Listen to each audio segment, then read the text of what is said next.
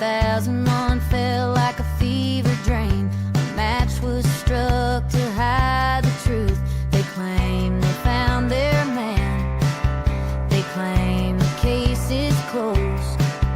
The sirens keep on screaming, but did they get it right? Did they get it right?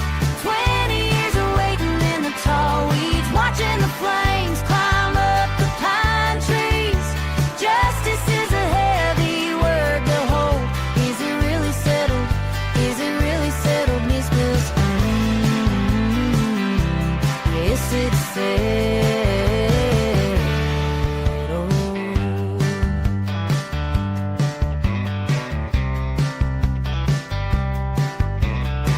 The jury watched a different ghost. The prosecution stood there shaking hands. They spent the hours clearing the boyfriend while Edric sat behind the wood. The evidence is thin. The timeline doesn't fit. The sirens keep on screaming, but did they get it right? Did they get it right? 20 years of waiting in the tall weeds, watching the flames climb up the pine trees. Justice is a heavy word to hold. Is it really settled? Is it really settled, Miss Wills? Yes, it's settled. Miss Wills. Yes, it's settled.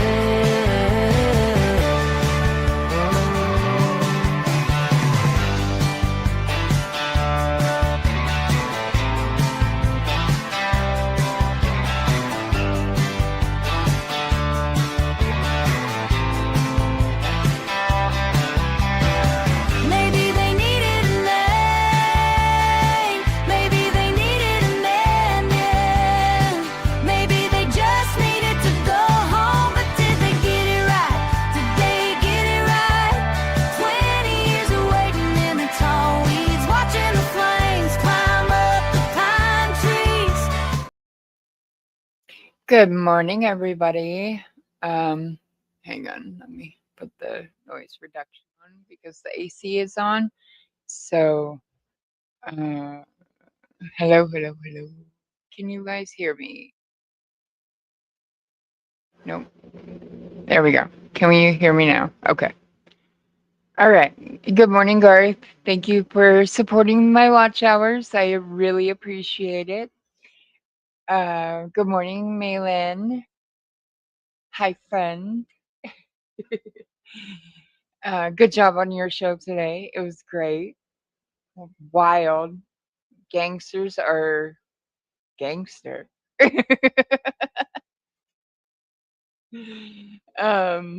Anyway, welcome to Angie's World.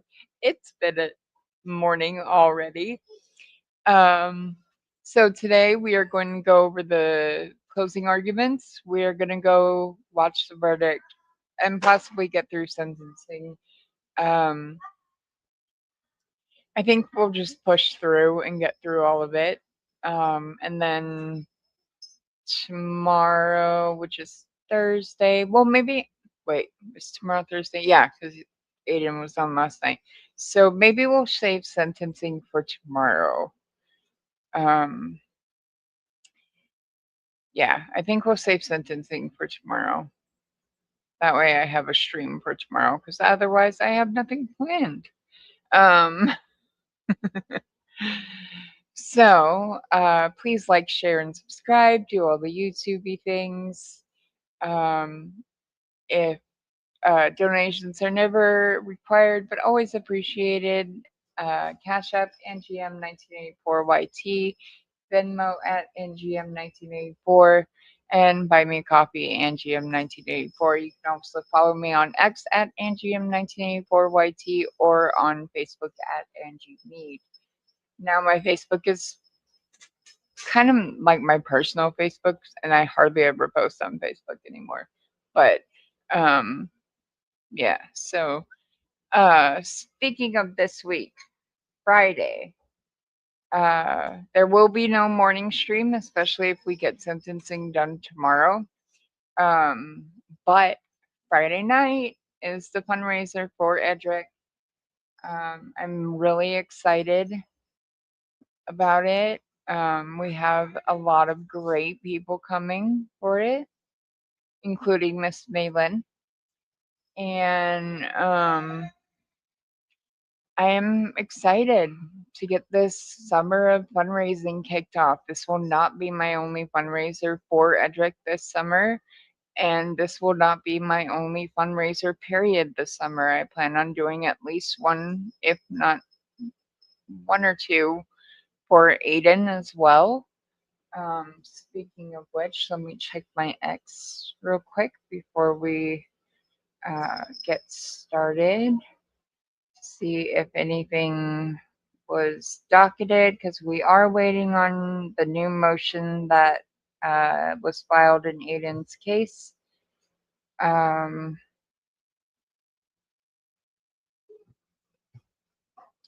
Looks like it might have been docketed. So give me 1 second.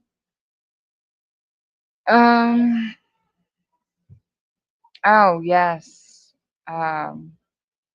Oh, apparently, I don't even know if I want to cover this because it might lead to some drama. So let's avoid that. Oh my gosh, shut up, Jim. Sorry, I should have looked this up earlier. So John Como, who, if you don't follow Canton Chronicle, please go follow Canton Chronicle. Ow, child, stop biting my toes. Can you stop it? Leave my toesies alone. Those are my toesies. Those are my toesies, you butthead. My toesies. Sorry, the kitten is attacking my toes right now, and it's the toes that are in the boot. Anyway, so please go follow Canton Chronicle if you don't follow them. They are awesome, and there's a lot of stuff coming out right now about possible real witness intimidation regarding the McAlberts and somebody who's at CF McCarthy's with John and Karen that night. So yeah, follow them, follow Busy Beauty, because she had an amazing show the other night. It was her first YouTube presentation ever, and she like killed it. It was amazing.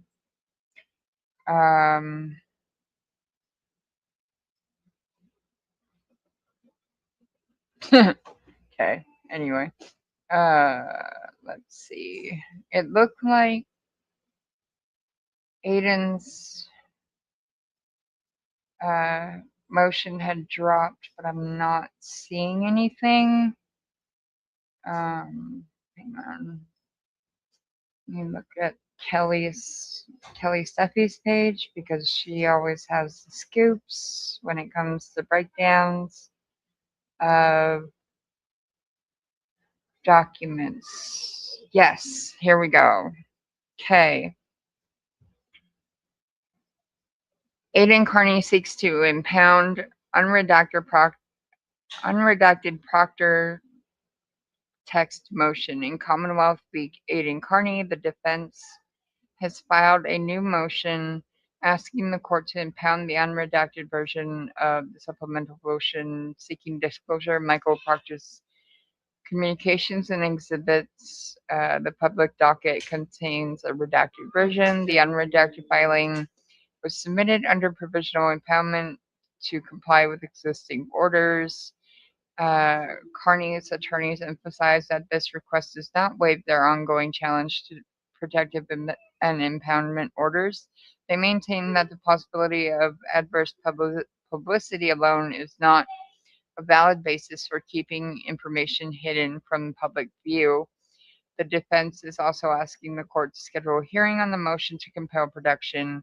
Looks like the fight over Proctor text and what the public gets to see is far from over. I don't think that's the only one though. Hang on. Here we go.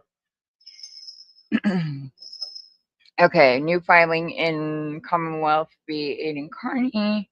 Aiden Carney has filed a second motion to compel disclosure of Michael Proctor's communications, arguing that the Commonwealth must turn over electronic communications involving MSP, former MSP trooper Michael Proctor that are within its possession or custody or control.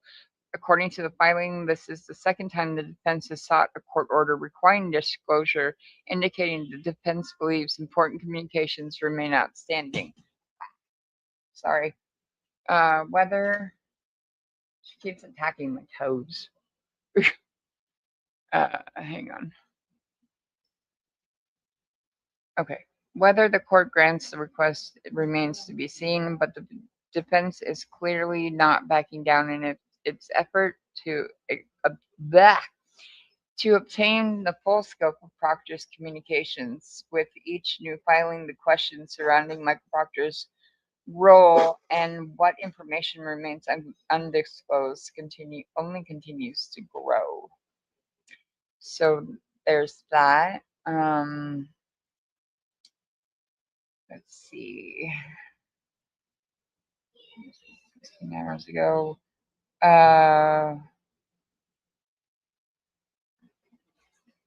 That's more Michael Proctor stuff. We know that's insane. So, oh yes, Brian Tolley has filed a motion to quash his subpoena for a deposition in the O'Keefe versus Karen Reed and the Bars lawsuit.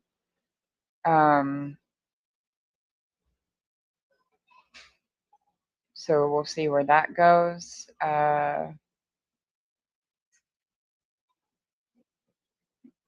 Aiden Carney has officially served two separate motions seeking dismissal on the plaintiff's first amended complaint in the lawsuit brought by the Ham plaintiffs, Higgins, Albert, McCabe.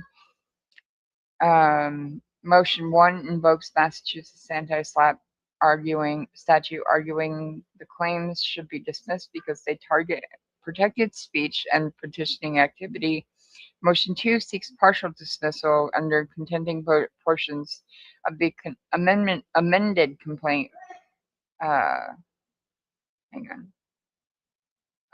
The amendment failed to state legally sufficient claims. The notice filed June 18, 2026 confirms both motions were served on the plaintiff's counsel, and the case remains specially assigned to Judge Mark Gilday. If successful, the anti-SLAPP motion could have major consequences, including potential recovery of attorney's fees. The court has not yet ruled on the merits, but Carney's legal team appears posed to aggressively challenge the lawsuit on both constitutional and procedural grounds. The battle over the amended complaint is far from over. Oh, yes. Here's the Brian Tolley one. See, this tells me I've been watching Judge Lott a lot because I keep and I'm sorry. Retired Lieutenant Brian Tully is trying to block discovery. A newly filed Rule 9A notice reveals that retired MSP Lieutenant Brian Tully intends to seek a motion to quash the subpoena served on him and obtain a protective order. He also lodged written objections to both documents, the document subpoena and deposition subpoena. Karen's legal team is seeking answers. Yet another key figure in the investigation is attempting to avoid proceeding records and answering questions under oath. If the investigation was conducted properly, transparency should not be feared. the truth shouldn't need protection. Amen. All right, I think that is it.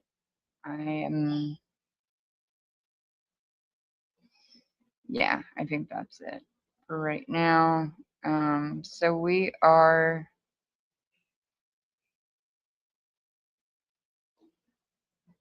going to get started with closings. Hi, Nefarious. Thank you for coming. Yeah, so let's get going. All right. Nefarious, if you didn't hear me say this earlier, we're going to do closings and then the verdict today, and then we'll do sentencing tomorrow and lead up to the fundraiser on Monday, or on Friday, rather.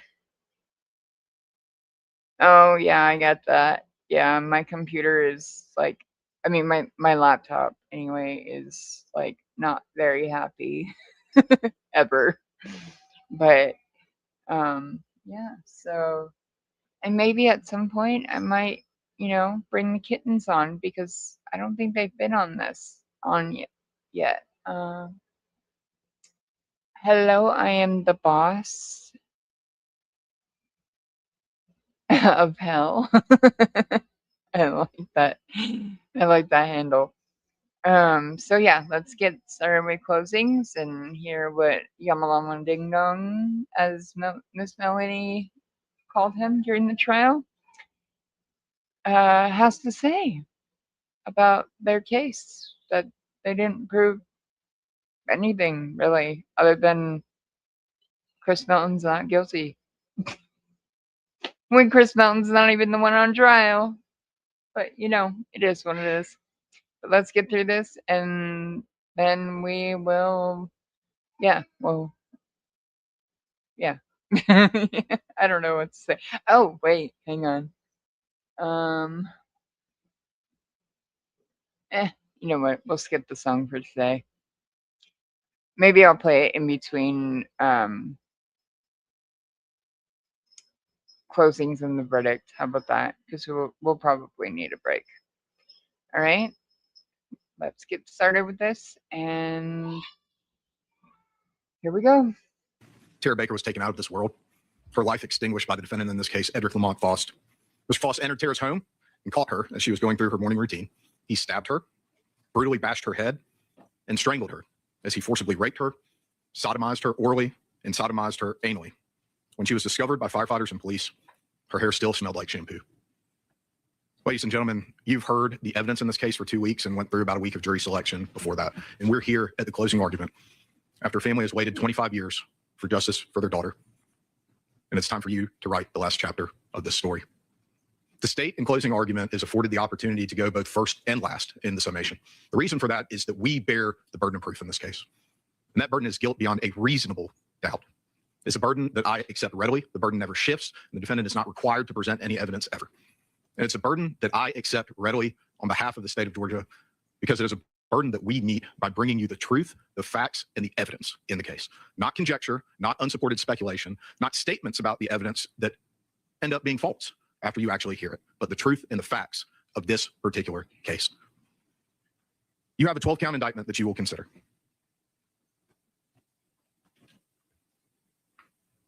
And during this initial portion of our closing argument, we are not intending to tell you the same things that we're going to tell you at the end. I respect your time. I'm going to try my best not to repeat myself. As it relates to count one is malice murder. And the law in this case will come from Judge Lott, and you should look to her jury charge in order to determine the law that applies to this case. But I expect that Judge Lott will instruct you that in count one, malice murder, it requires that the state prove that Mr. Faust did unlawfully and with malice aforethought on January 19th of 2001 caused the death of Tara Baker, a human being, by strangling her with a cord and stabbing her. And in count 2 through count 5, I believe Judge Lott will instruct you that Mr. Faust is charged with felony murder as it relates to the felony offenses of burglary, aggravated sodomy, and rape. And I believe that what she will instruct you as it relates to those offenses will come in the charge, and we will discuss that. After those offenses of burglary, aggravated sodomy, 2 counts, rape, as well as possession of a knife during the commission of a felony, you will receive further instructions. And one of those instructions that Judge Lott is going to give you is about what we just discussed, the issue of reasonable doubt. And I think what the judge will instruct you in part is a reasonable doubt means just what it says. It is a doubt of a fair-minded, impartial juror who is honestly seeking the truth. It is a doubt based on common sense and reason. And I know sometimes it can be difficult as a juror to understand how you should weigh the evidence, but I think that the end of that second sentence is maybe the most instructive as to what a juror's role is. And a juror's role is to seek out the truth in the evidence that is presented before you. Your job is not to seek out doubt, it is to seek out truth. And the truth in this case is that Mr. Faust is guilty of each of the offenses for which he is charged in the indictment. I think it's important when we discuss malice murder to talk about what is required of the state in order to prove that. The state does not have to prove premeditation. The state does not have to prove motive. Malice aforethought in the state of Georgia does not mean premeditation. The state has to prove that Mr. Faust caused the death of another person, Ms. Baker. He did so unlawfully, meaning without any type of justification, and he did so with malice aforethought. And malice as a term is used here is not necessarily ill will or hatred. It is rather an unlawful intent to kill.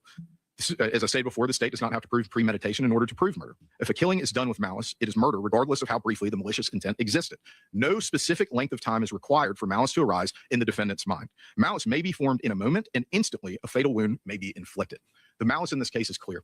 I'm not going to display in front of you now those images from both the autopsy and the crime scene that you've been subjected to. I know that they are not pleasant images to look at, but if you are looking for evidence of malice in this case, the manner in which Ms. Baker's life was taken was all the evidence of malice that's necessary to support a conviction under the laws of the state of Georgia. I think that the judge is also going to instruct you on felony murder. And although she will give you an instruction at the end, I think it's worth bringing up for you as you consider the evidence as argued to you by the attorneys in these closing arguments. And I think what the judge is going to instruct you is that for felony murder, the state must prove that the defendant caused the death of another person by committing a felony. In causation, as it relates to felony murder, I'd expect the judge will instruct you that you may find the defendant guilty of felony murder if you believe that he or she caused the death of another person by committing the felony of, and in each count, it will have the predicate felony or the underlying felony that's the basis for those felony murder counts. By committing felony of whichever felony is the predicate, regardless of whether he intended the death to occur. There must be some causal connection between the felony and the death. Felony murder is not established simply because the death occurred at the same time as or shortly after the felony was attempted or committed. The felony must have directly caused the death or played a substantial and necessary part in causing the death, regardless of when the death ultimately occurred. And so when we're talking about burglary as a predicate act for felony murder, what we're talking about is the commission of that burglary, the entry into the home in order to commit the sexual offenses that are relayed in the burglary being a substantial and necessary part of causing the death. The evidence in this case establishes that. It also establishes the predicate felony of aggravated sodomy being, again, a substantial and necessary part in causing the death in this case. It also establishes the evidence in the case of the rape, and then the aggravated assault of strangulation and stabbing Ms. Baker as predicate acts of the felony murder also played a substantial step in causing her, substantial and necessary part in causing her death. So that's what felony murder means. It means committing a felony that plays a substantial and necessary part in causing the death of Ms. Baker in this case. I know that's not something that jurors typically know of necessarily as it relates to the way that the law is applied to those circumstances. So I felt like it was important to go over those things with you. The possession of a knife during commission of a felony, I think the arson in the first degree is pretty clearly self-explanatory. It's clearly from when Mr. Faust takes a blanket out of the living room, lights it on fire, and goes to start the fire in Miss Baker's bedroom. Possession of a knife during commission of a felony. Obviously, the knife used in this matter is longer than 3 inches in length. I think that's been clearly established by the evidence in the case. And then that knife was used in a felony involving another person, that being Miss Baker's murder as alleged in the indictment. So as you're listening to the evidence, those are the things that you are listening for. As it relates to the rape charge, that is carnal knowledge, meaning that Mr. Faust penetrated Miss Baker's vagina with his penis forcibly and against her will. The evidence of force and against her will is very clear from the images from the crime scene. As it relates to the offense of aggravated assault in count 5, I think that the aggravated assault being strangulation with a cord and the stabbing. As it relates to the 2 counts of aggravated sodomy, one is for the oral sodomy, forcibly and against her will, that was performed by Mr. Faust on Miss Baker. And then the other one is the anal sodomy, forcibly and against her will, performed by Mr. Faust on Miss Baker. Ladies and gentlemen, the next thing that I want to talk to you about is what is evidence and what is not evidence. Evidence is what you hear from the witness stand and the exhibits that are admitted, the videos that were played for you, and the things that will go back with you into the jury room. What I say is not evidence. Whether it was in opening statements, whether it was in questions that I asked witnesses, or anything else that I've said to you, this closing argument is not evidence. It is my argument to you about what the evidence shows. The same thing goes for the defense in this case. Nothing that Mr. Cruz says is evidence. No questions that Mr. Cruz asked are evidence. When there's a conflict between what you've heard on the witness stand and what it is that Mr. Cruz says or what I say, remember, what we say is not evidence. So when Mr. Cruz says to you that the hairs that were found in Miss Baker's hands were going to be proven to be Mr. Melton's hairs, that... Excuse me. May I see counsel at the bench, please? Ladies and gentlemen, you remain. Other outburst like that, those of you who have made the outburst are going to be asked to leave and you will not be able to return. I don't know if everyone who made a comment heard me say this when I first got started, but this is a, well, I'll just leave it at that. If there are any other comments like that by anyone in the audience, I'm going to stop the proceedings. You will be escorted out by the deputy and you will not be able to return. And that goes for everybody that's in the audience. And I hope that I've made myself clear about that. Thank you very much. All right, your objection is?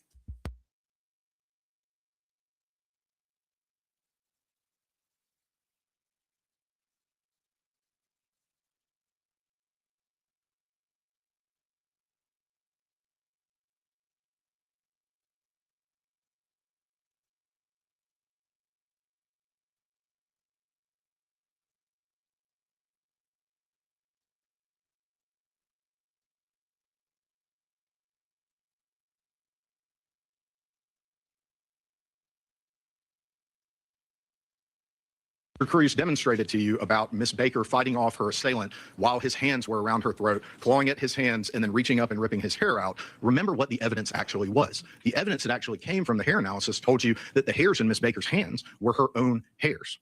Okay, so remember that when we're talking about what the attorneys say versus what the evidence is. When things have been said or claimed that were not supported by testimony from the witness stand, whatever they may be, those are not facts for you to consider because they are not facts that are established by any evidence in the case. I want you to pay close attention to Mr. Cruz as he makes his closing argument to you. And when he gets done, I'll come back to talk to you about the actual facts and evidence in this case that prove beyond a reasonable doubt that the defendant, Mr. Edric Lamont Faust, is guilty of each and every offense in this indictment. I want to thank you all. In regards to the state's comments regarding what we say, I agree. Okay, so if you heard things in opening that didn't come out during the trial, I agree. You cannot consider that. One thing you will learn is, or as Mr. Yalamanchili said, the state has the burden. So typically we decide what we're going to present based on what we feel is the strength of the state's case. The case presented to you these last 3 weeks, including jury selection, is what can only be described as a story of negligence, a carelessness for the life and the death of Ms. Baker that extends far past indifference. As you've heard through this trial, we have brought you more facts about Ms. Baker than the state. We've brought you information regarding how Ms. Baker was, that she believed in justice, that she believed in fairness, and that she believed in listening to everything before making a decision. She's similar to a jury. The state is bringing Mr. Faust before you today to accuse him of crimes that he did not commit. And of course, you don't just take my words for it, you look at the evidence. The state presented no evidence that Mr. Faust, if it's his DNA, you have to decide if it's his DNA. We'll get into that. But the state presented no evidence that Mr. Faust's DNA means murder. The state presented no evidence that Mr. Faust's DNA means rape. The state presented no evidence that Mr. Faust's DNA means burglary. The state presented no evidence that Mr. Faust's DNA means arson or any of the other charges that they charged him with in this indictment. Mr. Faust and everyone involved in this case would like to thank you for your time, your dedication, and your willingness to put 100% of your attention into this case. And put aside your very, we understand how important it is, but your very important personal and business matters. But most of all, I want to thank you all for your courage. Because courage is what this moment demands. Not just to listen, but to stare directly at injustice and say, not here, not now, not on our watch. And that's what you're being asked to do. Stare down injustice. I want to start with a simple truth. You folks, not us, not anybody in this courtroom, you folks are the last line of defense between an innocent man and a system that has tried to break him. They falsely accused him, and they tried mightily to bury the truth. This case was corrupted from the start. It was corrupted by biases. It was corrupted by political pressure and a need to avoid admitting a mistake was made or mistakes were made in the initial investigation that you all heard about. And most fatally, it was corrupted by a lead investigator whose misconduct infected every single part of this case from the top to bottom. In our opening statement last week, we told you what questions to ask. We gave you a list of questions in our opening statement that the state would need to answer. And we warned you about the questions. We told you that the state will not be able to answer these questions with the evidence that they presented. And we begged you to try to answer those questions with the evidence that the state had presented. Those questions were, how does Mr. Faust's DNA simply being present in Ms. Baker's body, and again, you have to determine what the facts are. You may say it's not his DNA, but we're going to say worst case scenario if you say it is. How does Mr. Faust's DNA simply being present in Ms. Baker's body, along with 2 other DNA profiles, establish that he is the person that killed Ms. Baker? The next question, when did Mr. Faust's DNA get in Ms. Baker's body? Where's that evidence? If Mr. Faust killed Ms. Baker, how did Mr. Faust get into Ms. Baker's home? How did Mr. Faust get away from Ms. Baker's home unseen? If he committed the crime in the morning hours, I believe they say between 8 and 8:30 from the testimony on the stand when the individuals were seen walking in the neighborhood. If Mr. Faust killed Ms. Baker, why was the hair that was found in her hand, around her body, and on her body that did not belong to her, why was it of Caucasian origin? What evidence does the state have placing Mr. Faust in Ms. Baker's home? How does the evidence that the state has presented to you support that Mr. Faust broke into Ms. Baker's home, sodomized Ms. Baker, viciously beat Ms. Baker, raped Ms. Baker, strangled Ms. Baker, stabbed Ms. Baker in the neck, and set her apartment on fire while Ms. Baker lay dying? If Tara Baker was Chris Melton's future fiance, why would he forget whether she told him she would be alone the night before her death? You have to decide if that's something an individual that's been with somebody for 2 years would forget. Is that something a boyfriend or a husband or a fiance would forget if their loved one was killed due to being home alone? You have to ask yourself, how did Mr. Melton?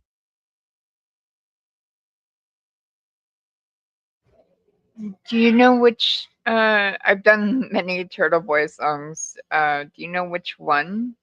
Because if it's Never Poke a Turtle, I can definitely play that during the break. And hi, Fridge Breaker. Hope you're having a wonderful day at work. Respond to Ms. Baker's death. And you heard the testimony on that. We'll talk about that. But what I ask you to do is pay attention to the physical evidence. We're going to talk about the physical evidence. Pay attention to the science. The science is the most important thing in this case. The state wants you to believe that the DNA is everything. The science is going to be the most important thing in this case. And we're going to talk to you about the science. Pay attention to the medical facts that were given to you, but also pay attention to the integrity, which is the very essence, the integrity of this investigation.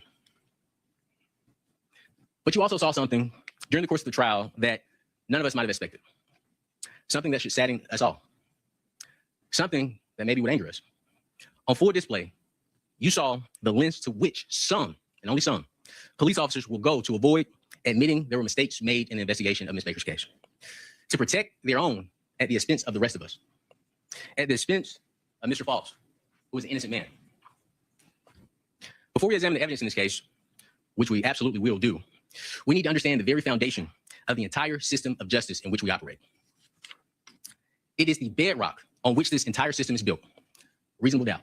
And that term, you all have heard it before, but this term isn't just legal jargon. It isn't just a technicality, and it's not a slogan. It is a constitutional shield that protects the innocent and prevents the government from punishing without proof. The state has the high burden to prove every single element of every single offense that they've charged Mr. Faust with. And they have to prove that beyond a reasonable doubt, which simply means a doubt for which a reason can be given.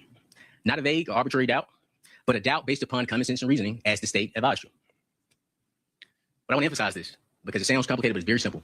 It's a doubt for which a reason can be given. This doubt can be, and the judge will tell you this. What I'm about to tell you, you're going to hear the judge say the exact same thing. This doubt can be based upon a consideration of the state's evidence as a whole, a lack of evidence, or a conflict in the evidence. And those powerful words are not just some legal jargon. They're a mandate. They're your obligation. They're your community's protection against injustice. In our system of justice, Edric Faust sits here today, presumed innocent. He's cloaked in the presumption of innocence, and it protects him like a suit of armor from the top of his head to the bottom of his feet. And that presumption is not fragile. It doesn't just disappear because there's a charge that comes about, or because somebody has a badge, or because the state has a theory. That presumption stands firm unless and until the state clears that high burden. The highest bar the law provides, proof beyond a reasonable doubt. That means at the end of this case, at the end of this trial, you think about one or more of the charges. You think, you know what? Maybe that's true. It might be true what the state is saying. Then, if that's your feeling, you vote not guilty. If you think it's possibly true or probably true, your vote must be not guilty. If someone among you think it's likely true or even very likely to be true, your vote is not guilty, because none of those standards, maybe, might be, possibly, probably, likely, very likely, none of those meet the extraordinary burden of proof beyond a reasonable doubt. Now, guilt beyond a reasonable doubt has best been explained two ways, in two different ways. One is pretty simple. We've already discussed the first way. It's a doubt for which you can state a reason. That's simply, if you can state a reason for your doubt, that is the first definition of reasonable doubt. But that reason has to be based upon common sense and reason, right? You can't say an alien came down, committed this crime, and left evidence of Mr. Faust being there. That's fanciful. That isn't a reasonable doubt. A reasonable doubt is based upon common sense and reason. So don't violate your oath and say, well, hey, I think it's a conspiracy theory. Some other people did it, and they're just snatching up Mr. Faust. Let me make that clear. Some other people that have not been mentioned in this case, some other people in another country, aliens, animals, whatever, that is not a reasonable doubt, because that wouldn't be based upon common sense and reason. But if you can state one reason, a reason to doubt the state's case, your verdict must be not guilty. Now, as a jury, you have rules and principles just like we have them in our homes and in our businesses. We also have them in court. So you find a truthful verdict within the confines of the law that is given to you by the honorable court.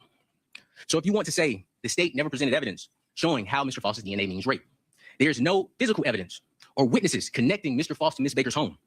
And also add the fact that Dr. Falzone, who testified here, told us based on the injuries to Ms. Baker's anus, she was sexually assaulted anally. Dr. Falzone told us that. And before I follow up with the evidence, I want to mention one thing that is very important. The judge will tell you that you cannot presume that Mr. Faust in any manner acted with criminal intent. The state has to present evidence of that. You can't just say, well, his DNA is present. That's enough for me. It's his DNA. What? He didn't explain the DNA, so he's guilty. The state has to explain Mr. Faust's DNA. The state charged Mr. Faust with rape. So the state has to show you, how does his DNA mean rape? Otherwise, that presumes criminal intent, and it violates the oath you've taken to follow the law given by the honorable court. The judge will also tell you to convict Mr. Faust. Not only must the facts be consistent with Mr. Faust committing all of the acts in the indictment, but they also must exclude every other reasonable theory other than Mr. Faust's guilt. Chris Melton killing Ms. Baker is not only a reasonable theory, it is supported by the evidence. Now I'll start with Ms. Ashley Hinkle. She was the last witness you heard from. You go to the last page on that.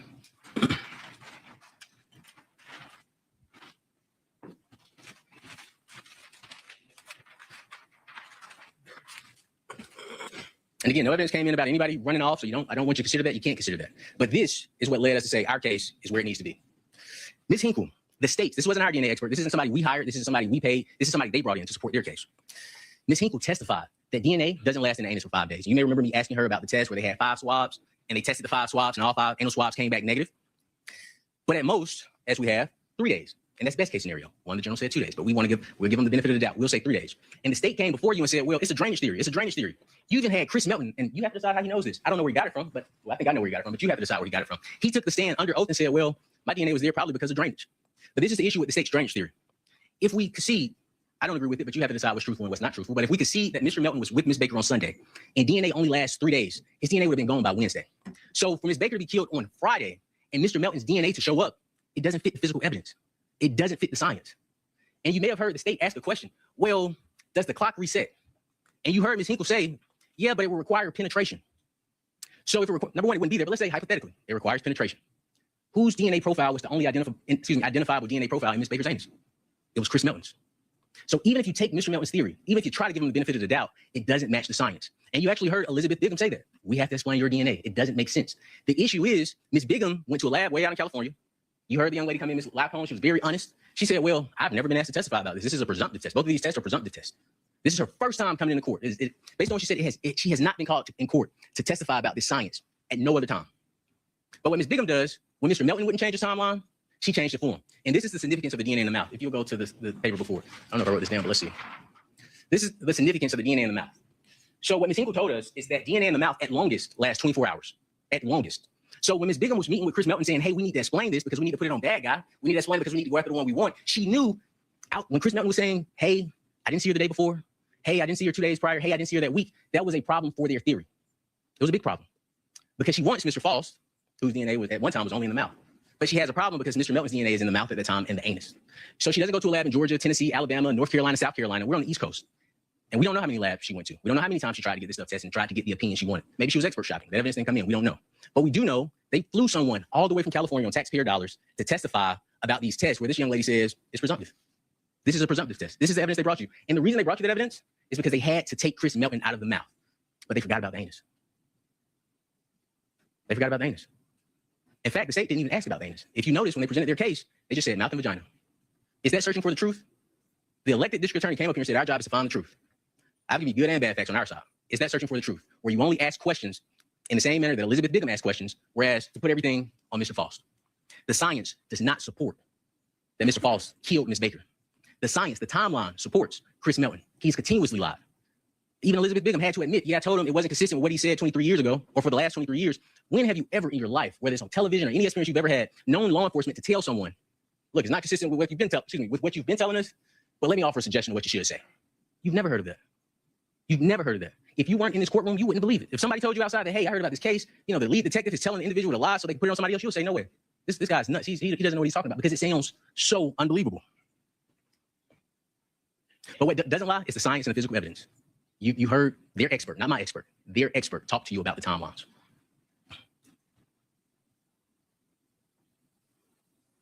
I also want to talk about this, the anus as well. How is it possible that Mr. Faust is charged with aggravated sodomy? He doesn't leave his DNA, but he leaves Chris Melton's DNA. How does that make sense? Mr. Faust is charged with aggravated sodomy for anally sexually assaulting Ms. Baker, but somehow, some way, he doesn't leave his DNA. He leaves Chris Melton's DNA. That was supposed to be gone because according to Chris Melton, he hadn't seen her since Sunday. That's a question that you all, as jurors, have to answer. Let's talk about Mr. Melton's actions. Okay, Mr. Melton came in here, he testified. We had this relationship, we were close, I loved her. And he even came to you all and started trying to cry. He couldn't get the tears out, but he wanted to get you all emotionally riled up. And I told you all, be careful about the emotions in this case because they do want you to get emotionally riled up. However, when I started questioning, what did he tell us? Yeah, we already went over these questions. Mr. Melton got on the stand, took an oath, gave you a performance, something that he had already started doing with the state before he came in this courtroom. Hang on a second, Mr. Cruz. Let's wait. Whoever phone that is, that person is going to need to leave the courtroom.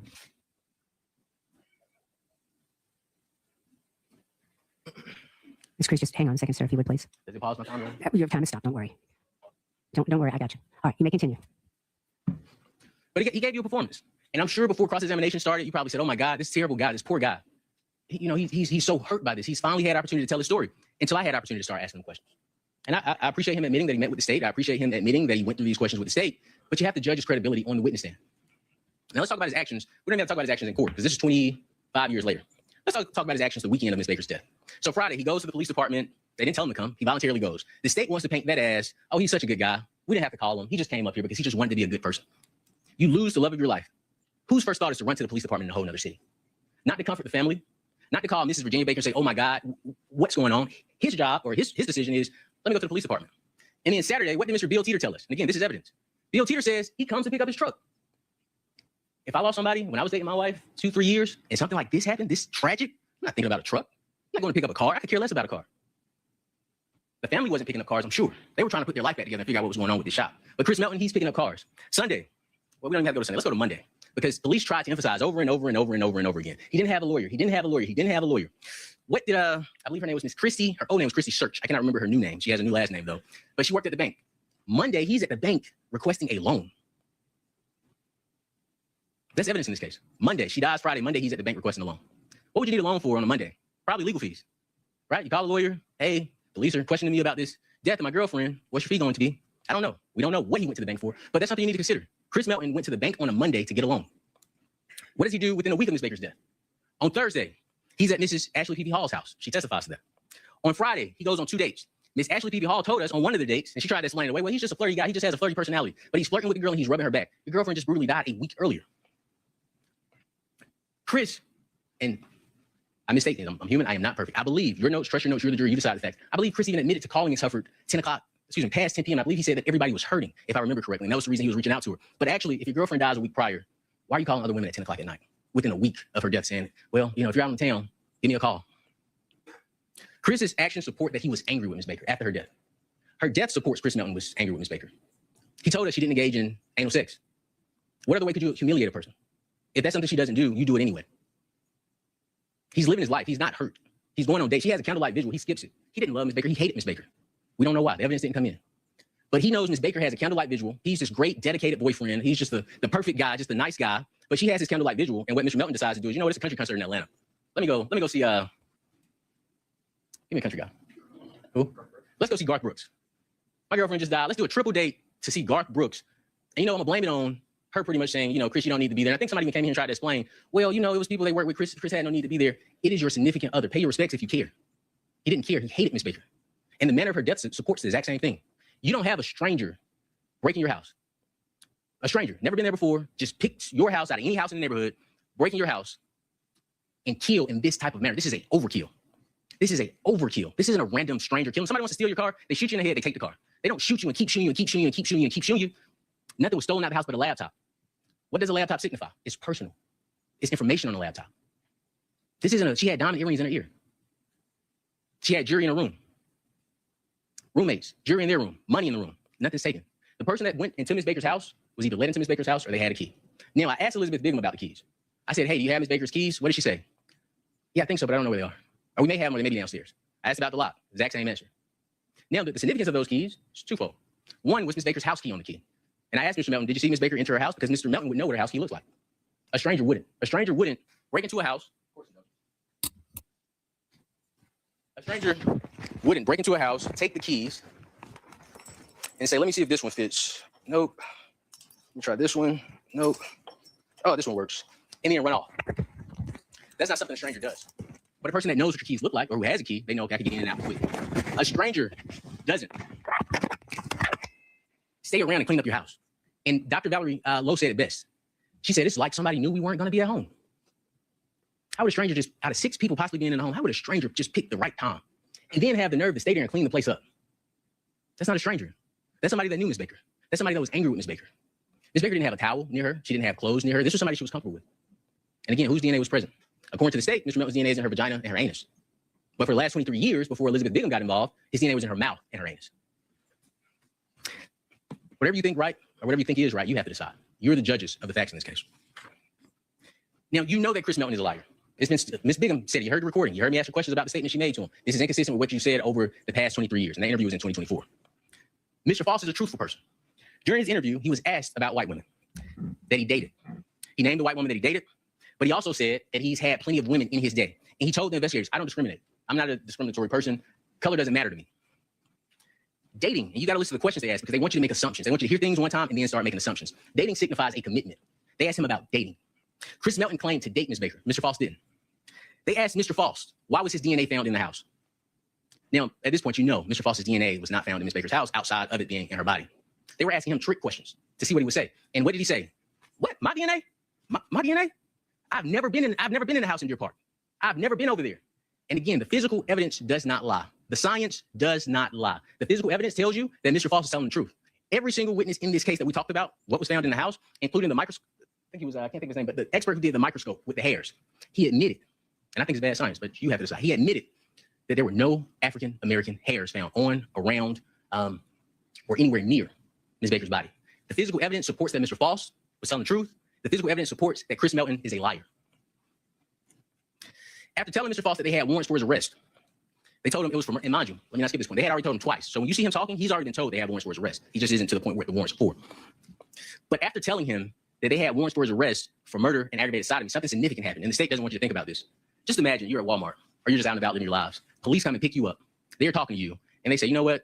We have warrants for your arrest. We already have the warrants. No getting out of it. For murder and aggravated sodomy. Something significant happens. And police are aware of this. You panic because you're scrambling trying to figure out, oh my goodness, what the heck is going on? But they tell him this, and then they ask him, and it's very important that you listen to what they say, because you have to remember, Elizabeth Bigum is biased. She's already told Chris Melton before she's met with Mr. Faust, we have to put it on this guy. You have to keep all this stuff into context. The interview with Chris Melton happened, I believe, on May 5th. I believe May 5th or 6th came in the testimony. May 9th was Mr. Faust's interview. So she's already told Chris Melton, we're trying to get this guy. We have to go after this guy. So it's very important that you listen to the language of the questions that are asked. She asked Mr. Faust if he knew a girl, and this is a paraphrase, from a cold case from 2001.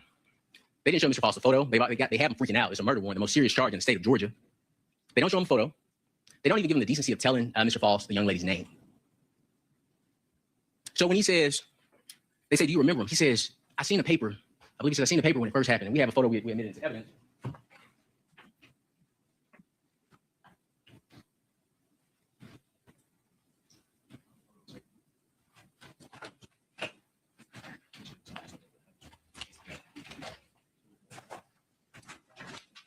But I'll show you the media shot of Ms. Baker. Now, mind you, this is 23 years before his interview. So it's been a while since he's seen this, as he said in an interview. This is the media shot of Ms. Baker. We introduced a photograph, and Mr. Melton testified to it. Yeah, this is how Ms. Baker looked on a day-to-day. But they don't give Mr. Faust the decency because they don't care. They want him to say something so bad that's inconsistent so they could come before you and say, look what he said, look what he said, look what he said. But no, you need to look at what they did. Because it could happen to anybody in this courtroom. Look at what they did. And as soon as he said, man, I don't know that girl. All right, we got him. And now, let me make this clear. They already had the warrants. So I don't want you to think for a minute that they were giving him a chance to explain anything. The warrants were secured before they arrested Mr. Faust. They could have just showed him this photo. Mr. Faust, you know this young lady? Have you ever seen this young lady in your life? They didn't even do that. They didn't give him the decency, but they didn't want him to say he knew her. And Mr. Faust could have lied. He could have said, oh yeah, the girl you're talking about from Deer Park, yeah, we talked, we dated. He didn't do any of that. He didn't do any of that.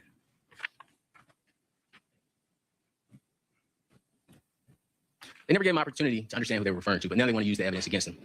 You want to perform a shock and awe type of presentation on somebody, arrest them, tell them they're charged with murder and aggravated sodomy, and then have a gotcha moment.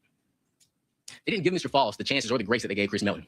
Elizabeth Bigham testified that Chris Melton said 7 times that he last saw Ms. Baker 10 days prior to her death. We went through it together. 1, 2, this is the 3rd time, this is the 4th time, this is the 5th time. 7 times Chris Melton said 10 days. But she comes in here to defend the 5 days because it fits the narrative. What you witness in this courtroom is a tragedy. It's heartbreaking. It's terrifying because this could happen to anybody.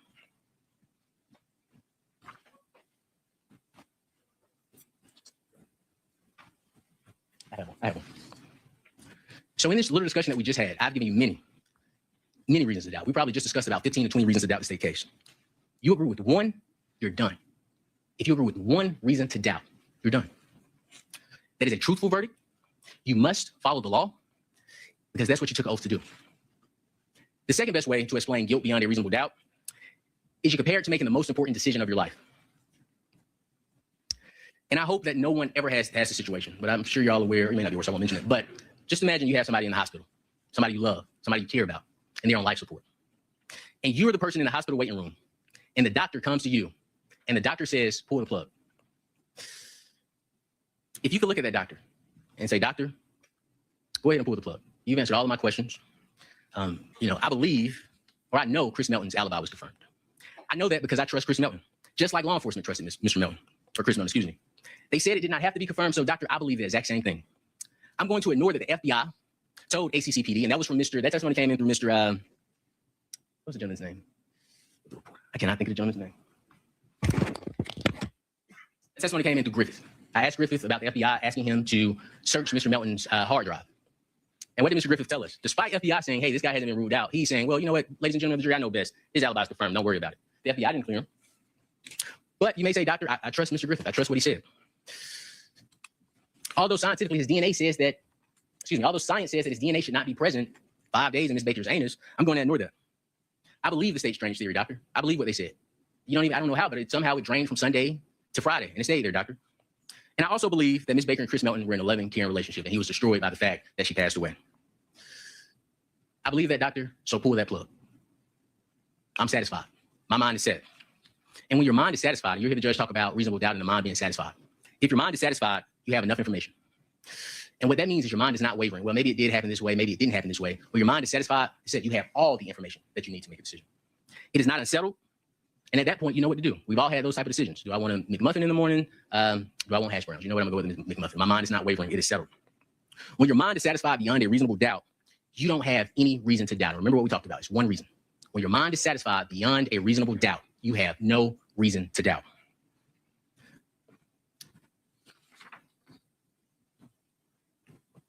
You have to ignore Ms. Baker's roommates. And although on the state's examination, and I don't know the relationship they have with Mr. Melton now, I know it's a tough situation to come to this courtroom and talk about it, but they said, hey, they admitted when they were talking to police outside of this courtroom that Ms. Baker's relationship with Chris, and I believe it was and I'll start with Ms. Valerie Lowe. Ms. Valerie Lowe told us that Tara herself said that her relationship with Chris was a distraction. And the day Ms. Baker was killed, like I said, Ms. Lowe said it was almost like someone knew we weren't going to be home. Ms. Ashley P.B. Hall told us something inconsistent with what Chris Melton said. She had to admit when we were asking her questions that before Ms. Baker died, watching Ms. Baker's relationship with Chris Melton was just like watching the normal ending of a relationship. But you heard every law enforcement witness 24 years later, oh, it was a great relationship, it was a great relationship, it was a great relationship. But when we asked, who did you confirm that with? Oh, Chris. Mr. Faust didn't get that benefit. You'd also have to ignore that Chris failed to tell the police that him and Tara had a fight the week before her death. Right? And he came in here and he said, oh, well, yeah, it was a fight about a porno I had. It was an orange tape. He gave you this elaborate story about this porn to say we had a fight about a porn. Right? But I want you to consider that. I think that's a significant fact considering what occurred to Ms. Baker when she passed away. Now, I don't trust Chris Melton. I think everything he says is not to be trusted, but you may. Ms. Baker was sexually assaulted in multiple ways. If Chris Melton is telling the truth, the last fight they had was over pornography. And it was serious enough to cause a rift in the relationship. Now, with the laptop piece, we don't know if Ms. Baker wrote Mr. Melton a letter, typed it up, so you need to take the laptop. We don't know. That didn't come in. But that is something for you to consider. Their last fight, according to Chris, was over porn. Her death was sexual in nature. You'd also have to ignore Chris's statement about punching this wall 30 times, I believe was his testimony.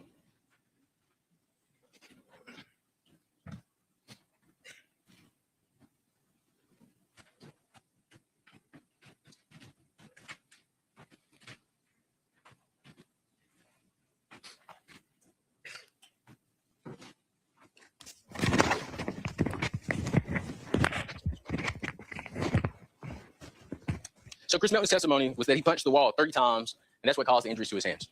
But this is a question I have for you. When you look at Mr. Melton's hands, he said it was concrete that he punched. Where were the bruises on his hands outside of the scratches?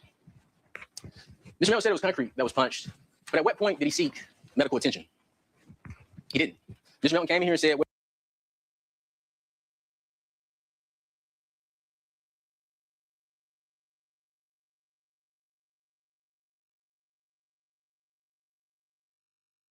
well, this is my story. I punched the concrete wall 30 times because I was so distraught. And law enforcement even came in to back up that story. But the question I have for you, if his hands weren't a big deal and you knew on Friday that he didn't have these injuries, why take the pictures? Why go to the house and check if you say Chris Melton didn't have these injuries? Their actions are inconsistent with their statements. But I'm gonna tell you why. You have to judge witness credibility. Law enforcement has allowed this community to live in fear for the last 25 years, maybe 23. They've allowed it. When people heard about this case or thought about this case, it was because of law enforcement failures. The questions that the family had, they ignored for 23 years. And I'll tell you my position, you have to decide, you're the jury. They weren't here defending Chris Melton. They were here defending themselves. They were here to say, hey, all this stuff we missed, forget about it. Don't worry about that. Because we didn't actually miss anything. There were Detective Ricketts, there were law enforcement officers coming in here. I admire law enforcement. I think they're heroes. When I'm running out of a building, they are running in. They are heroes. But you also have to understand, we have Detective Ricketts coming in saying, Chris Melton's alibi is confirmed. If you can show the alibi chart that we did with Detective Ricketts. Chris Melton's alibi is confirmed. But when I started going through, well, Detective, did you confirm this? Were you able to speak to Nash Plumbing? No. Testimony even came in that they couldn't find Nash Plumbing and information. Chris Melton couldn't provide them an address to Nash Plumbing. They couldn't find Nash Plumbing. He couldn't even give them a phone number to Nash Plumbing. That is evidence in this case. But instead of admitting for the sake of justice, for the sake of Miss Baker and her memory that, hey, we may have made some mistakes, and if these mistakes get us closer to getting the right person in that chair, as opposed to the wrong person, we'll admit it, because that's the right thing to do. Instead, they come in here and they double down on inconsistencies that don't make sense. Ricketts tells us, Nash Plumbing for Chris, unconfirmed. Nash Plumbing for Josh, unconfirmed. Chris says he goes to the bank. Josh says he went to Chick-fil-A, unconfirmed. As you know, the bank is at 9:08 a.m. And I told you all, the most important time is before 9 a.m. for Chris Melton. The most important time is before 9 a.m. because at this point, Ms. Baker is gone. Truck Customs, he says 9:30 or earlier, and we know from Bill Teeter, it was after 9:30, it was 10, I believe Mr. Chief said around 10. Grayson, Georgia, unconfirmed. But look at Josh, and this is from Ricketts, the same person who sat in here and said, it's nothing, these inconsistencies are nothing. Josh says they're in Grayson at 8 a.m. Chris would have to be in Grayson after 9:30 a.m.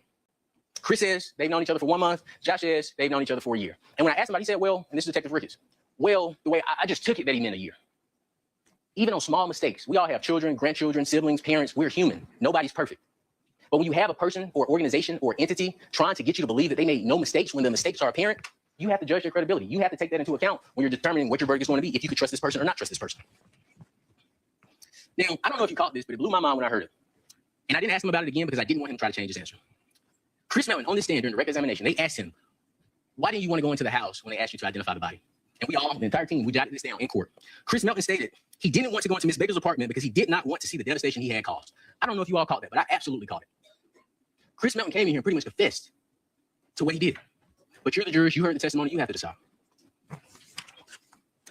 You would also, to pull that plug, you would also have to ignore what Karen Williams told us. Now, Karen Williams did a sketch. This is a sketch. And I'll tell you, based on this trial, I don't trust anything in this case, but this is a sketch. And the questions I went over with Ms. Williams, formerly Carol Bryant, how much did the person weigh? We got her to admit that he had a full face. She said that he was not thin, he had a full face, probably around 220. We got her to admit, I asked her, he had a heavy looking face. We got her to admit, yeah, he had a heavy looking face. We asked her about the weight, again, 220, and she stated that he was big bone, kind of husky. But this is the person they give you. Now, I don't know, and I think we went over the mustache with it, they didn't even have the right type of facial hair on the person. But to me, what I believe, and you're the jury, you have to decide, they have made so many mistakes in this case, I wouldn't be shocked if they started changing evidence, just to be completely honest with you. And I hate to even say that. But when you introduce hair evidence in this case, you deceive the jury and say, hey, in these bags, and I asked, I said, can we open these? No, we're not gonna open them.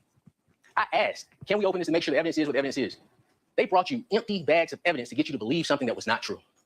And then when we got the bags open, all of a sudden they found all the hairs, say, oh, this is with the GDI, and with these broken, I don't even want to call them, but these broken slides or screens, whatever they may be. But also, and I'm gonna go back to this, I'm gonna go to this a lot. Not only do they present you empty evidence, they present junk science. Science that has never been presented in a court before to protect either themselves, which I think is more so protecting themselves, and to protect Chris Melton. Now, when we talk about the sketches, remember what everybody said, and this was consistent, because I asked the same question for every sketch witness.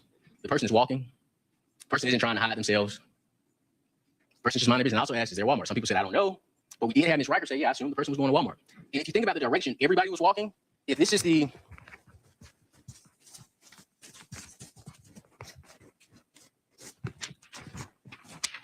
every single person that saw somebody said they were walking down this way. Nobody ever said, oh, I saw a person walking up towards Miss Baker's house. They were all walking this way. And during the evidence, what is this way? The Walmart. You'll have that photo with you in evidence. On the other side, down here, past this subdivision, it's the Walmart. But what they did was, okay, let's get all these sketches of these people. They're walking. They aren't doing anything suspicious. Something that's important, they mentioned a laptop being stolen. That came in during the case. Not one of these sketch individuals said, oh, they were carrying a laptop. They were carrying anything. They were acting suspicious. It was just, they were walking. And the state is going to come to you and say, hey, we can't prove that Mr. Faust broke into her house, but we want you to pick one of the people that we have these sketches of and just say it was Mr. Faust. And we want you to assume, we want you to speculate. We want you to say that Mr. Faust is the person in the house. And I'll tell you this, if there's no evidence in the house of Mr. Faust's presence, this is something simple you can remember. No house, no Faust. If there's no evidence of Mr. Faust in the house, no house, no Faust. Tell them to present the evidence. If you can't present the evidence that Mr. Faust is in the house, we have to vote not guilty. We have to. We have to. You're saying this crime happened in the house, you're charging with burglary, we have to. That's the simplest way to remember. So when they make up, hey, the guy was walking and he disappeared. So that meant he broke into Ms. Baker's house. You say no house, no Faust. Show me the hairs. Show me the blood. Show me the skin. Show me the DNA in her house, outside of her body, on her skin. Show me something. We presented a photo of Mr. Faust. He does have an afro. And they say, well, the hair in her hands, you know, we just want to show you that it's not Mr. Melton's hair. That's all we want to show you. It's not Mr. Melton's hair. It was Caucasian hair. Now, I don't understand, and you're the jury, you have to decide. How would Ms. Baker get a handful of her own hair? How is that possible? Your hand is outward away from your body, but it's your own hair. But in this case, it doesn't matter because what you're here to decide is if the state presented enough evidence that Mr. Faust is responsible for Ms. Baker's death. And they haven't. But what they are going to argue, they're going to say, hey, it was just one person walking down the street and he disappeared. So we want you to say this was the person that committed this crime. And they harp on, oh, he stayed 585 feet away from her house. He stayed 585 feet away from her house. Well, that means there's an issue with the investigation because if the person that you say killed Ms. Baker stayed that close, why didn't nobody go to the house and speak to him?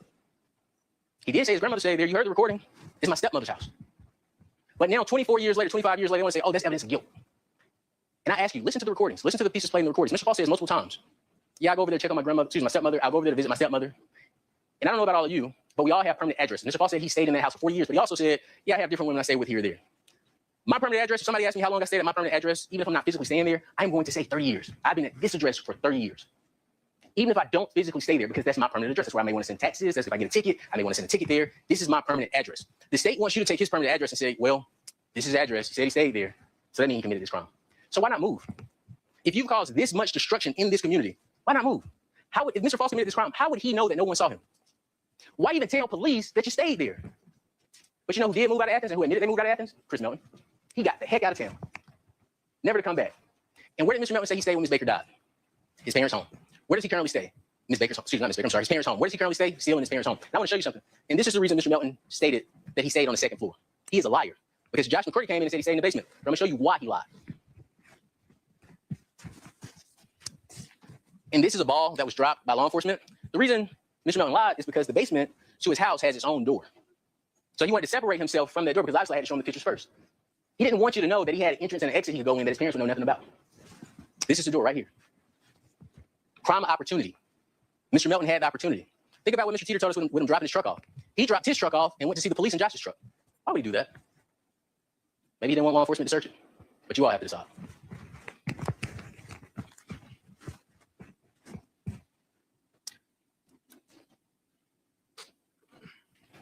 But if you say, I'm going to ignore all of that, I believe Mr. Faust was the person walking in orange in the neighborhood. I know the state can't present any evidence that he was in the house, but I just believe it was Mr. Faust. That is my belief. I think it was Mr. Faust. You pull that plug because your mind is settled, it's satisfied, and it is not wavering. And you then find Mr. Faust guilty because your mind is satisfied beyond a reasonable doubt. But if you want to say to that doctor, hold on, doctor. Hold on 1 second. If Mr. Faust committed this crime, why would Elizabeth Bigham need to tell Chris Melton we need to explain your DNA?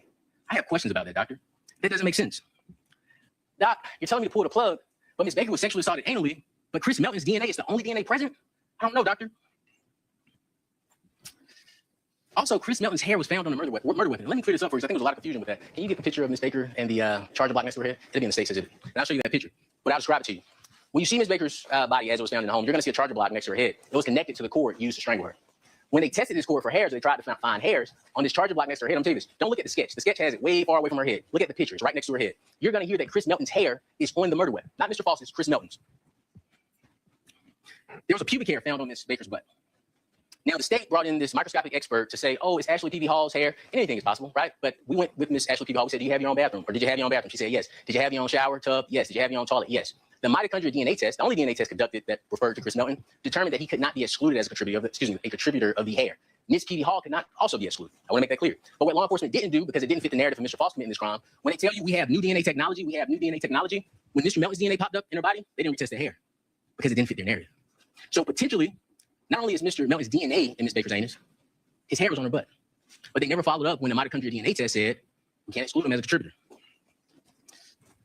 But again, you ask the doctor, Doc, you're telling me that a complete stranger broke into Ms. Baker's home without any signs of forced entry, spent time beating her, strangling her, stabbing her, sexually assaulting her, and then he takes the time to clean up the house, setting it on fire, and only taking a personal item such as a laptop, despite money, jewelry, diamonds being in the house. And then this stranger was able to somehow lock the back and front door and get away unseen. Is that what you're telling me, Doc? I have questions. And I ask you this, why would Mr. Faust say he stayed at 350 Cooper Road? That's something you need to consider when they say, hey, the fact that he stayed so close is evidence of guilt. But again, how does where he stayed, or his stepmother's home, or the home he visited, because that evidence is an evidence. You can listen to the recording, listen to what he said. How does evidence that he stayed close to Ms. Baker's home prove that he murdered her? Because that's the jump the state wants you to make. They want you to hear, oh, he stayed close and his DNA was in there, so that means he murdered her, he raped her. He did these horrific acts. We can't prove he's in the house, remember. No house, no Faust. We cannot prove he's in the house. But we want you to look at all this other stuff. Look how close he is. They went out and got drone footage, just wasting time. Drone footage to show you how close the houses were. So what? So what? Ask them, how does that prove your case? The burden is on you. Give us the evidence. We want to protect this community, but we also want to avoid injustices. If you want us to convict, give us the evidence. The other one with the block next to it. That isn't evidence of a crime. That's evidence of proximity, but that isn't evidence of a crime. They've charged Mr. Faust with some crimes so disgusting. When you all heard him, you were like, oh my God. Certain people say they had physical reactions. But the best evidence you come with is the fact that he stayed close and you go spend all this money doing drone footage. Ms. Bigham, I believe, you're the jury, you will remember the testimony better than I believe she said it was like $5 million they had for this case, or $5 million budget or something like that, or a Baker-Coleman Act deal that provided a certain amount of money. I don't know, I could be mistaken. Okay, I probably am mistaken, so I'm gonna leave that one alone.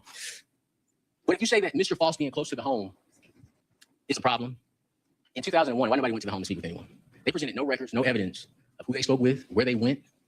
That's their job. The judge is gonna tell you Mr. Faust doesn't have to present any evidence. If we needed to, we're prepared to. But Mr. Faust didn't have to present that. They were required to, and they didn't. You say, Doctor, I still have questions. Chris Melton's hands, how did they look like that? This is a tough picture, but it's part of the evidence in this case. This is where Chris Melton's hair was found. It was found on this object right here. This is Miss Baker's head. So when we say Mr. Melton's hair was found on a murder weapon, the cord used to strangle, this cord here is wrapped around Miss Baker's neck. So when we say his hair was found on a murder weapon, it literally was found on the murder weapon, next to her head. And again, I'm gonna emphasize this for deliberations. Don't look at the sketch, because the sketch, you have the photos. You don't have to look at a sketch of how the scene looked. You have the photos yourself.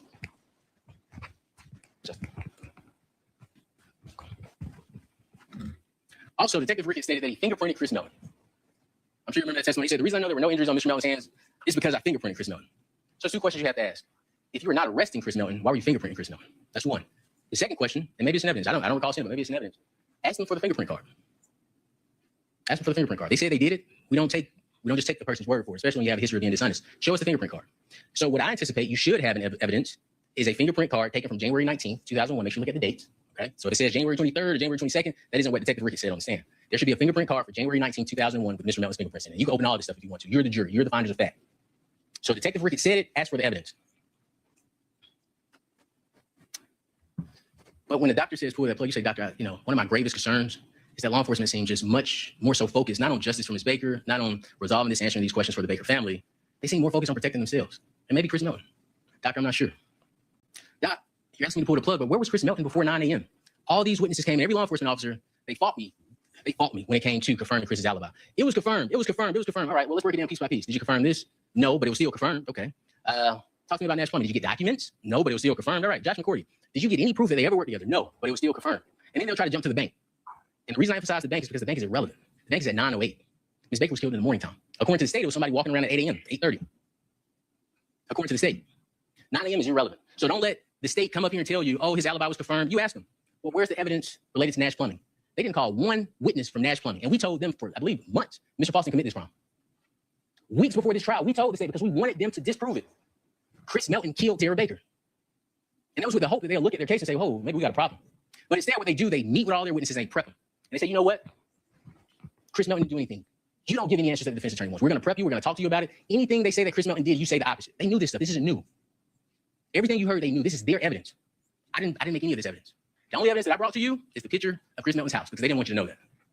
But everything else you've seen and you've heard in this case, I didn't go find it on my own. They knew this, and they chose to ignore it to focus on him. And I'll tell you this, way to evidence, Chris Melton, Edric Faust. The evidence related to Chris Melton substantially outweighs the evidence related to Edric Faust. Could you imagine me in this courtroom trying to defend the hands that Mr. Melton had? And my argument as well, 2 days after her death, he was punching the wall. You all would look at me and say, this guy's crazy. What is he here talking about? Or if I was trying to defend Mr. Melton and I said, well, my client, he went to pick up his truck on Saturday, he went to get a bank loan on Monday, and then he went out on 2 dates within a week of her death. You would say, this guy's, what's he talking about? Why are we here? Think about the evidence you heard about Chris Melton. Think about how he was on the stand. You had a killer in here talking to you that's gotten away for 23 years. He didn't shed one tear. I showed him a picture of Miss Baker. He didn't shed one tear. Think about that. Edric Faust did not harm Miss Baker. But you don't have to take my word for it. You can look at the evidence. You can look at the evidence. So you say, doctor, the state has to explain how Mr. Faust's DNA alone means rape. How does his proximity, if you say he stayed there, how does his proximity mean murder, rape, arson, aggravated sodomy, 2 counts, 4 counts of felony murder, burglary? You need the evidence. So, doctor, you don't pull that plug. Hold on, my mind is wavering. It is not satisfied. It is not settled. I have questions. Doc, don't pull that plug. When Mr. Faust chose you all to decide his case, he gave you all awesome power. You may have noticed that each and every time the Honorable Judge Lott entered and exited this courtroom, we stand in her presence. And the reason we stand in Honorable Judge Lott's presence is to show respect for her awesome power as the giver of laws in this courtroom.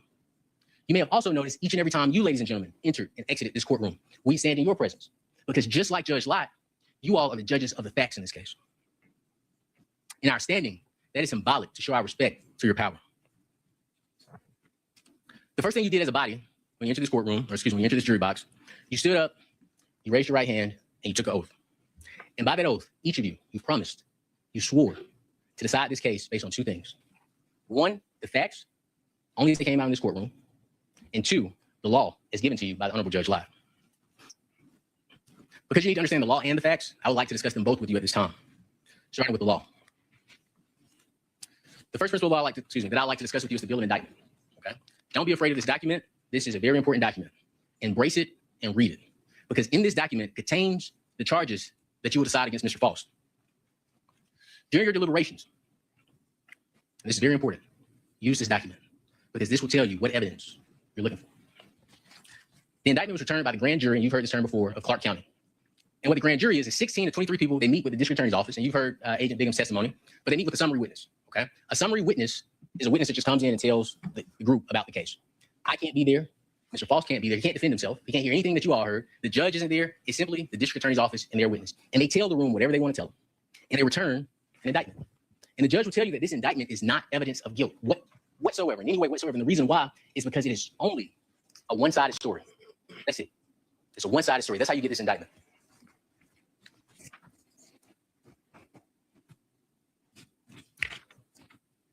Give you a short story. If anybody's ever dealt with a lawsuit here, similar to a lawsuit, right? Let's say you're at home. You go to your neighbor's house, you say, neighbor, I want to build a fence on my property, okay?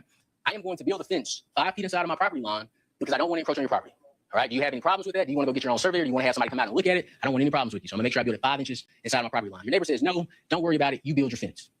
One night, you're at home eating dinner with your family, and you receive a knock on the door. You go to the door, you open it, and it's the Clark County Sheriff's Office. Might be that gentleman over there. He's serving you with a summons and complaint. And he says, sir, ma'am, you're being sued by your neighbor for the fence you built on their property. And you say, what? That's absurd. I talked to my neighbor. They didn't want to discuss it. I built it 5 feet inside of my property line. He's going to tell you that's not for me. But what you all could do, which all of us could do, you could go, you could hire your own lawyer, you could pick a jury, and you can let the jury decide what occurred. Because what you didn't know, your neighbor, when he got his lawyer, they typed up a summons and complaint, and you got sued. It doesn't mean you did anything wrong. Doesn't mean your neighbor's right. Doesn't mean your neighbor's telling the truth. But that's the way a civil case gets started. The same thing with the bill of indictment. It's just the way a criminal case gets started. The next principle of law I'd like to discuss with you are the 12 counts in the indictment. The sole issue in this case, it may make deliberations very simple for you all. The sole issue, everything that is charged in this indictment we believe occurred. The sole issue where we are on opposite ends of the earth is whether or not Mr. Faust committed these crimes. That's the sole issue you have to decide. Has the state presented enough evidence that Mr. Faust committed these offenses? Malice murder, it's the first count in the indictment. You're going to have these jury charges. The first element of malice murder, and this is the only question you have to answer in regards to malice murder, the first element, is that the defendant, in this case Mr. Faust, caused the death of another person. That's the only question you have to answer in regards to malice murder. Did Mr. Faust, let me change that, did the state, because it's their burden, did the state present enough evidence to you to prove beyond a reasonable doubt that Mr. Faust, and I hate to use this language, but murdered Miss Baker? I'll tell you they didn't. And we've discussed it. No house, no Faust. They didn't present any evidence placing Mr. Faust in the home. That's first and foremost. None. They admitted in open statements, they can't even tell you how he got into the home. Right? And I'm telling you what their argument is going to be. It's going to be choose anybody that was walking in the neighborhood. We want you to say that's Mr. Faust. That's what they're going to tell you. They're going to say, Jay Anderson saw a guy walking that fit Mr. Faust's description, and he disappeared when Mr. Anderson went away from the window. So that means this guy ran around the house and broke in the house. Asking for evidence. The person that killed Miss Baker knew Miss Baker. That has always been our position. Look at the photos of the crime. The person that killed her knew her. They were angry. Why they were angry, we don't know. It didn't come in this case. But they were enraged. It was overkill. Counts 2 through 5 are felony murder. They charged Mr. Faust with 4 counts of felony murder. To convict of felony murder, the state must prove, and again, there's only one issue that you have to decide with all these counts, that Mr. Faust is the individual that engaged in these acts. They have to prove that beyond a reasonable doubt. We've addressed counts 1 through 5. Count 6, burglary. The state must prove that Mr. Faust, and again, it's every count, they have to prove Mr. Faust did this, that Mr. Faust entered the home. And we can stop there. We don't have to go through every other element. They have to prove that Mr. Faust is the person that entered Miss Baker's home. And the state has admitted that although, and I repeat this because it's so mind-blowing to me, that although they can't prove how Mr. Faust got in the home or that Mr. Faust was in the home, this gentleman is sitting over here. That has been shocking to me since day one. They can't prove, or matter of fact, we all know now that the science says Chris Melton is the only identifiable DNA profile in Miss Baker's anus, but they have this gentleman sitting over here charged with aggravated assault.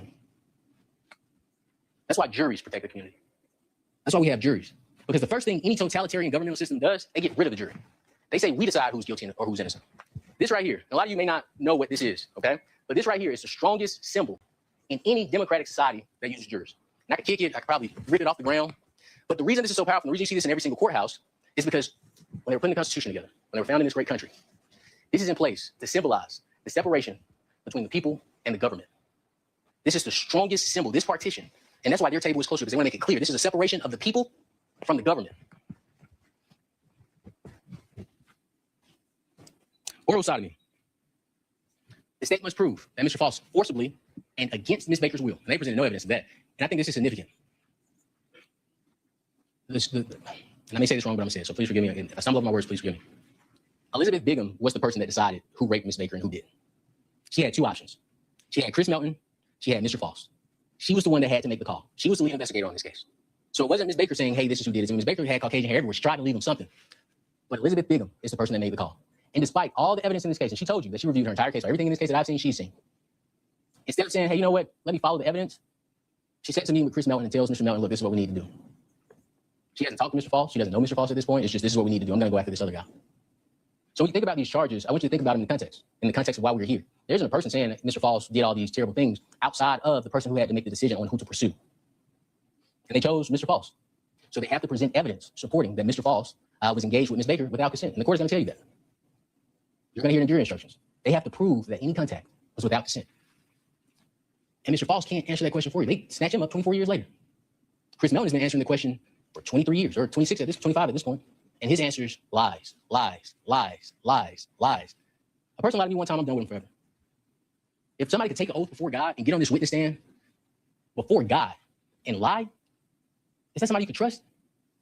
He's shown police multiple times he's willing to lie. He said 7 times he started 10 days and switched it for him.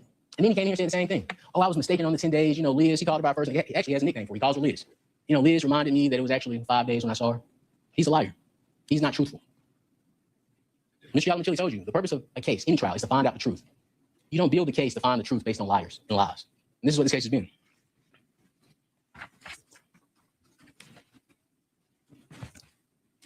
This is very important for you to consider in deliberations.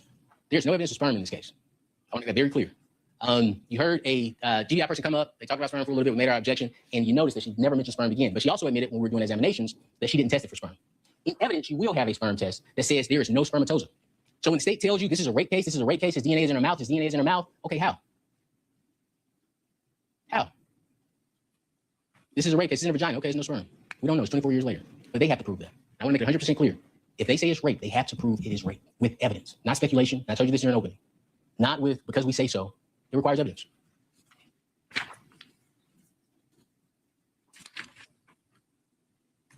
Count 8 rape, as I just mentioned, I want to make it clear. No assumptions, no stereotypes. You make your decision based on evidence.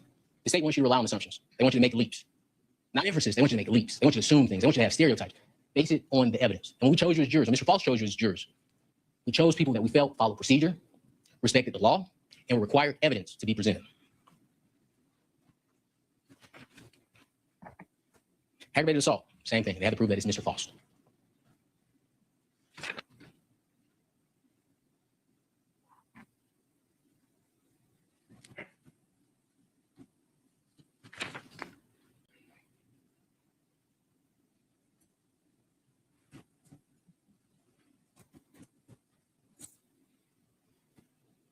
And finishing up, I thank you all for your patience. Just want to make sure I cover all bases. I believe I addressed the whole drainage theory. It is not possible. And don't take my word for it. Take Ms. Hinkle's word for it. It's not possible. 3 days is the max.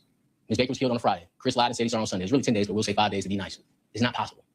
And they probably knew it. That's why they didn't ask Ms. Hinkle about anal, because they knew she would have said, well, it's only 3 days. The theory doesn't make sense. And again, they did ask her, and she said, well, for it to reset in the anus, it requires penetration. Drainage is not an option anymore. They told you in opening, that's how it got there. It's not an option anymore. The science says otherwise. Trust the science. You don't have to trust us. Trust the science. They brought in evidence that Ms. Baker showered daily. That's something that you need to keep in mind. Dr. Falzone, he was the medical examiner in this case. I just want to make it clear. He has made clear there was an anal sexual assault. State can't dance around that. He made it clear the injuries were consistent with sexual assault to her anus. Count 11, arson in the first degree. Again, they had to prove that Mr. Faust committed that offense. Possession of a knife during the commission of the crime. Again, they had to prove Mr. Faust. That's the only question. Has the state presented enough evidence to you to say that this was Mr. Faust?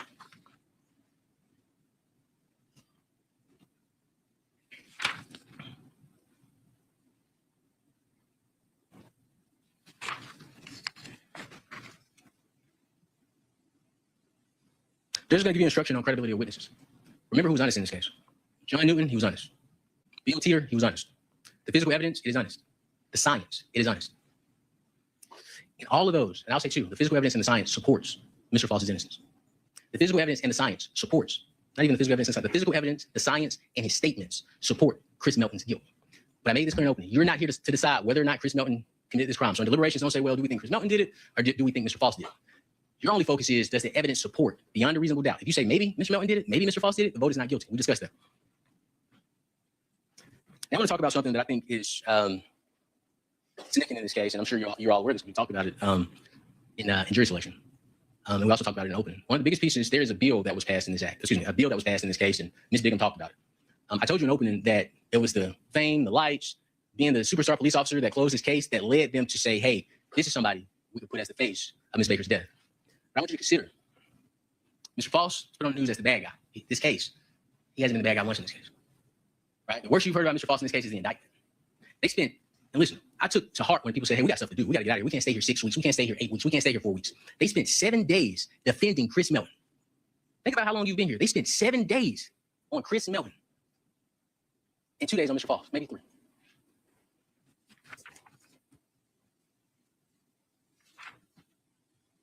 I'll tell you in this case, the reason this case is the way it is because the state didn't expect anyone to care about Mr. Faust. They didn't expect anyone to do the work for Mr. Faust. They did not expect anybody to take Mr. Faust's case seriously. Once they showed, hey, this is the person that committed this terrible act, what they expected was probably a 2-day trial. Expected some guy to just come in here and say, oh, this client is terrible, we don't care. They expected you all to come in here, and they truly, they expected you all to come in here and say, hey, his DNA is enough, I'm done. That's what they expected. That's the only reason they would bring you a case so weak. And that's why we say in opening, speculations aren't allowed here, right? We have to follow the law, we have to look at the evidence, because they wanted you as jurors to just say his DNA is enough, he did it. He did it. That's it. That's our case. And that's why they spend so much time in opening talking about these numbers. Oh, it's so big. It's this, it's that. Because they want you to say, we don't care about evidence. His DNA is enough. The state could do that. You are the protectors of this community. We don't do that. If we put people away, we put them away with evidence. It's rules to the law. They have to follow the law. And you tell them, bring us the evidence. Because we're going to do our jobs. We're going to abide by our oaths. They want you to convict on emotion, speculation, assumptions. They want you to believe Mr. Faust has to explain his DNA. The judge is going to tell you he absolutely does not. And the way she's going to frame it is Mr. Faust doesn't have to present any evidence. They have the burden of proof. And thank you for your patience. I am wrapping up. I asked for a few more minutes. The next principle I'd like to discuss with you is the presumption of innocence. That is a very, very, very powerful principle. In America, every person that has to be charged with a crime is presumed innocent. And we do that for humanitarian reasons. It would be terrible for someone who didn't know anything about a case to presume that someone is guilty, to presume that someone committed something just because they are charged with the offense. That would be considered inhumane because not only would that happen to me, that would happen to everyone. So when we became a country, in our Constitution, it was written that every single person charged with a crime is to be presumed innocent. And again, I told you, it covers him from the top of his head to the bottom of his feet. So the state's evidence could rip off the chest plate of that armor of Mr. Faust. It could rip off an arm. It could rip off a leg. It could rip off the helmet of that armor. But if there's a piece on the elbow, if there's a piece of armor left on the knee, just as Mr. Faust walked in here and met you all 3 weeks ago, that presumption is not guilty. So how much evidence does it take to rip off that suit of armor? And who has to present that evidence to rip off that suit of armor? And we've already discussed that the state has the burden of proof. And the next principle I would like to discuss with you is the burden of proof. The state has all the resources, okay? Mr. Faust is a single individual. All of us are single individuals. The state, they have the power of the state. They have the money of the state. So when it comes to bringing cases, they have the power. They have the resources. That's why they have the burden of proof. So where's all the evidence that they have to marshal in with so much power to say that this person committed this crime? It's not a flip of a coin. It's not a maybe I believe he did it. Maybe he did it. He might have did it. They have to bring in so much evidence that it rips off that entire suit of armor. And that standard is known as proof beyond a reasonable doubt. And we discussed what proof beyond a reasonable doubt means. The judge is going to tell you the lack of evidence. The lack of evidence. If there's some evidence you want to see that you don't see, the lack of evidence is a reason to doubt. And you tell the prosecutor, you didn't prove your case. Don't ask me to convict someone when you don't present the evidence. Ladies and gentlemen, it is your verdict. This is your courtroom. It is your decision as a body. And I told you in opening, I was going to ask you individually and as a body to render a not guilty verdict for Mr. Faust. You're going to get a verdict form. And I believe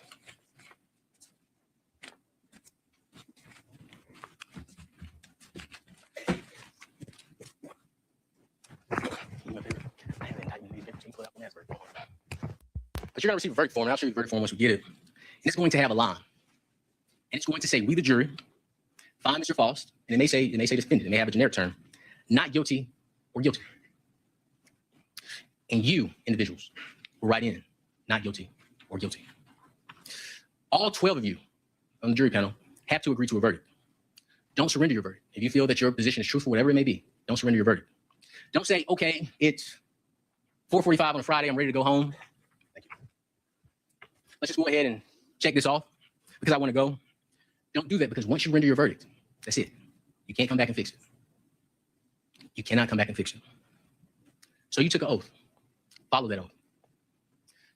I know each and every one of you will, because otherwise Mr. Faust would not have chosen you to sit on the jury.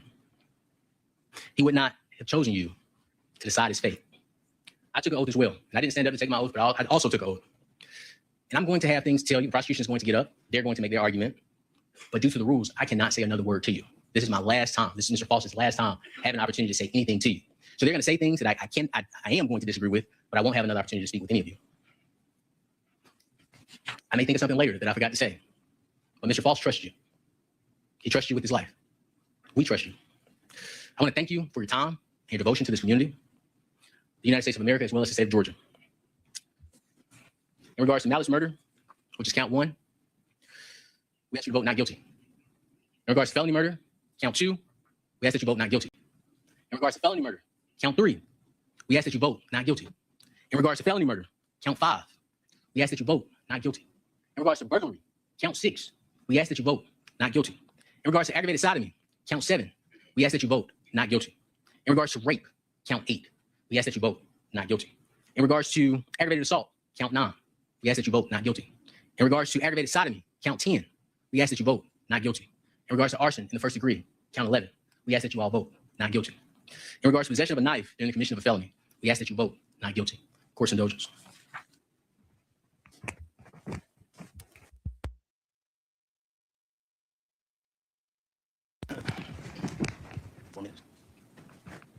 Yeah, skip count 4. Count 4 felony murder is the exact same thing. We're asking that you all vote not guilty. There was something that I didn't mention. I was trying to be considerate of y'all's time and kind of get through the argument. But there was something said by Agent Bigham, and I'll end on this note.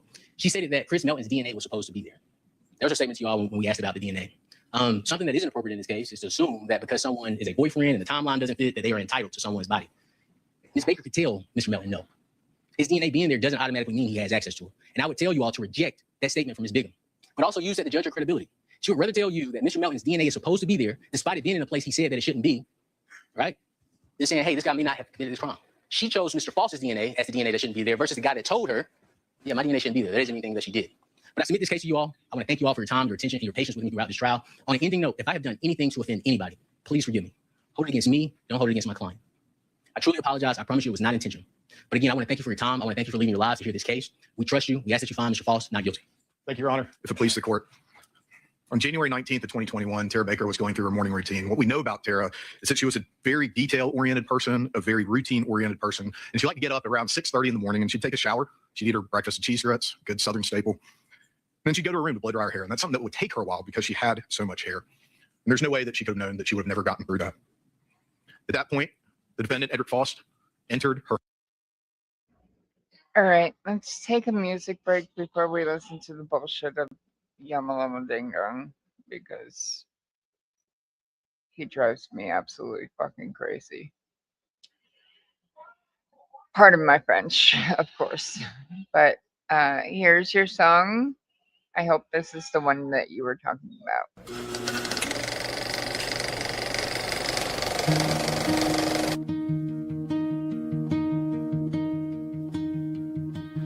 Boston fog to courthouse stone, Aiden wore the truth like a coat.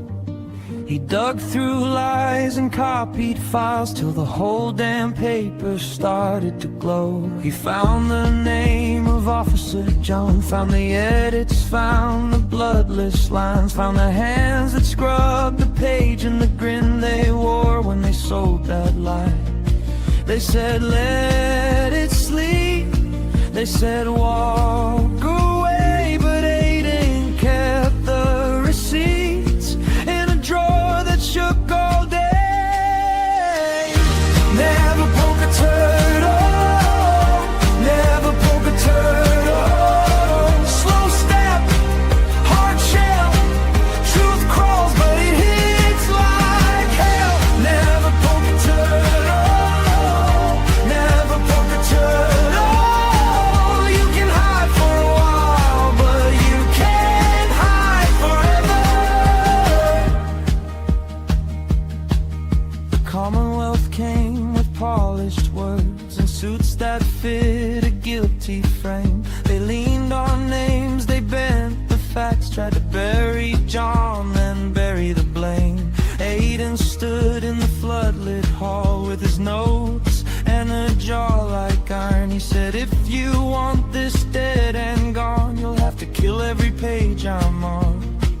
They locked the door, they raised the heat, but every thread they poured only sharpened what he'd see. Never poke a turtle, never poke a turtle.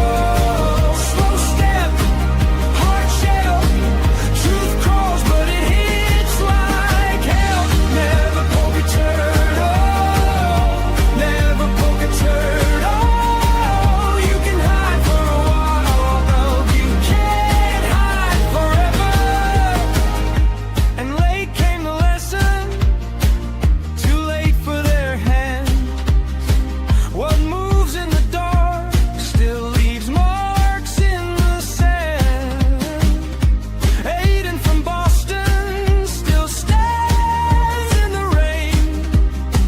One man, one story, and a city saying names. Never poke a turtle, never poke a turtle. Slow step, hard shell, truth crawls, but it hits like hell. Never poke a turtle, never poke a turtle. You can hide for a while, but you can't hide forever.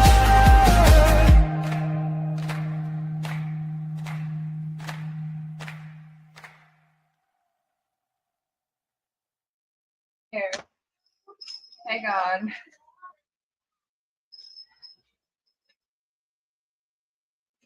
Okay, let's get back to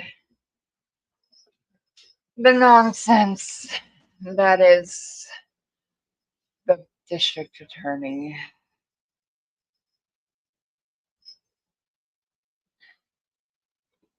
All right, here we go.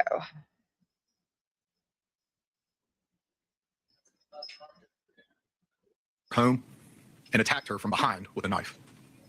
You heard from Dr. Falzon, who talked to you about the mechanism of that injury and the fact that it would have pierced her jugular vein and would have come from behind in this manner, which is consistent with the defensive wound that she has to her left hand. After he then bashed her head and strangled her and sexually assaulted her, Mr. Faust tried to cover his tracks. He tried to clean up as much as he could. He took the stove knobs off the stove where he had turned them on in order to light a blanket on fire and then light her bedroom on fire. And he exited the residence. He lived just under 2 football fields away, 585 feet. And he was likely very surprised that the home did not catch on fire the way that he expected it to. And he circled the neighborhood, wondering when this blaze would actually reach its full peak and worried that it was not. And what you heard from Brian Grove, the ATF fire engineer in this case, is that under the environment that Mr. Faust had created, this would be a slow developing fire. It would be a fire that would be fed through the cycling on and cycling off of the HVAC system until the temperature reached such a level that it would cause a breakout in that top pane, which you have seen from the pictures, which then would create a ventilation increase that would let the fire reach its full level. This was all done in an effort to conceal his crime. Mr. Faust, when he committed this crime, did not take a weapon with him. He did not take elements to clean up after himself with him, the way that someone, if they had planned a crime over the course of several days to arrive in the middle of the night, would have done. The fire department arrived not knowing that they would find what they found inside. They entered the home. It was a home that was filled with smoke. They identified by looking around the home that the source of origin had to be in bedroom 3, Miss Baker's bedroom. They forced entry into Miss Baker's bedroom. And when they did, what they found was something that they were not ready for. They backed out. They called the police department. The police arrived on scene to find the badly burned and beaten, stabbed and strangled body of Miss Tara Baker. As it related to her murder, the evidence was always there. The world and technology just needed time to catch up to be able to deliver justice for her. And that's why we're here. That's why we've taken the time and asked you to take the time out of your lives to present the evidence that we have presented over the last 2 weeks that shows that Mr. Faust murdered Tara Baker. The police thoroughly processed the scene when they arrived. Although now Mr. Cruz wants to claim that this is a case about indifference. He wants to claim that this is a case about the ball being dropped and carelessness. In his opening statement, he called this one of the most thorough investigations in the history of the state of Georgia. What's changed is that the evidence against his client has been laid out, nothing else. It's one thing to pay lip service to law enforcement and first responders. It's another thing to actually recognize what the work they do, what kind of toll it takes on them. Where's the indifference in Lieutenant Leadall telling you he can still smell the shampoo in her hair? Where's the indifference in Bill Ricketts telling you that unlike a Super Bowl or a World Series, things like this are things that you never forget? Not only did the police use all of the tools and technologies that were available to them, you've heard from Agent Howe that they used innovative techniques, like trying to get fingerprints off Miss Baker's body using a negative lift technique. You've heard from both Lieutenant Leadall, who's well recognized in his field, as well as Agent Howe, who's well recognized in his field, that this is possibly the worst type of evidence or worst type of environment that you could have for trace evidence collection. But they still attempted to do so. The water, the smoke, the fire, the ceiling debris that fell on them led to a situation where the only trace evidence hairs that they could find would be hairs that you would normally expect in the home in abundance, as was testified to, because these are people who were regularly in and out of the areas of the house. The transformer box is not the murder weapon. The ligature, which was tested for DNA and only had Miss Baker's DNA on it, the knife that was used to stab her, likely the footboard where her head were bashed against were the murder weapons in this case, not a power transformer box that was connected to a printer. But Mr. Melton's hair was found there. It absolutely was found there. But as both of the detectives who work forensics in this case, Agent Howe, as well as Lieutenant Leadall told you, you would fully expect to find hairs of individuals who are regularly in and out of the home in those areas. Also, Mr. Cruz wants to talk to you about why Miss Baker's own hairs were in her hand. Well, as you heard from Mr. Peterson, a well-renowned expert in hair analysis, that is very common.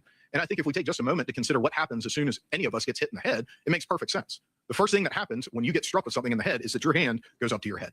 And so when someone has bashed your head against something, causing a serious injury that's testified to as a medical examiner as a contributing factor, it makes perfect sense that your hand would go to where you were hurt. And it's perfectly consistent with the experience of experts who do hair analysis. As part of the processing the scene, the entire scene was processed for fingerprints. There were no usable prints found. The screen, which was tampered with in a manner that was consistent with removing it, was processed, but unfortunately no usable prints were found on that item as well. And as the case languished for over 20 years while the police were looking for new leads, that screen was lost. We didn't try to hide that from you. We owned it from the very beginning. All this happened before I could drive a car. If I could go back and make sure that screen stayed in evidence, I absolutely would, but we can't. We have the case that we have. And I think it's important to talk about evidence, right? Mr. Cruz has access to the same physical evidence that the state has access to. And the defense has no obligation whatsoever to present any evidence. But he has access to that same evidence log that Agent Bigham made part of her case file. So if Mr. Cruz wanted you to see the keys, the defense has the opportunity to present that. It's in evidence, as Agent Bigham testified to. If Mr. Cruz wanted you to see the lock, he could present that. It's in evidence. But that's not what he wants because they're irrelevant, and he knows that. What he wants is to create the type of conspiracy theory that he's just told you in his closing argument you shouldn't follow as being reasonable doubt. And so I'm going to ask you in your deliberations to hold him to that. Police knew from early in the investigation. The autopsy happens the next day, and even when they arrive on the scene, it seems very likely to them that Miss Baker had been sexually assaulted while she was in the process of dying. As part of the autopsy conducted by Dr. Faust, he photographed and described injuries that indicated that Miss Baker was stabbed from behind, strangled, and beaten, as well as sexually assaulted with forcible injuries, not just to her anus, but also her vagina, a fact that for some reason the defense regularly ignores and doesn't want you to think about. Dr. Faust, due to the fact that there were injuries and indications of sexual assault, did what he always does, which is to take oral swabbings, vaginal swabbings, and anal swabbings. Unfortunately, when the envelope was labeled, 2 things got labeled as oral swabbings, but we know that we have a vaginal smear as part of the evidence in this case, and there can be no vaginal smear without a vaginal swabbing. That's impossible. And so that's how everyone knows that one of those oral swabbings was a vaginal swabbing.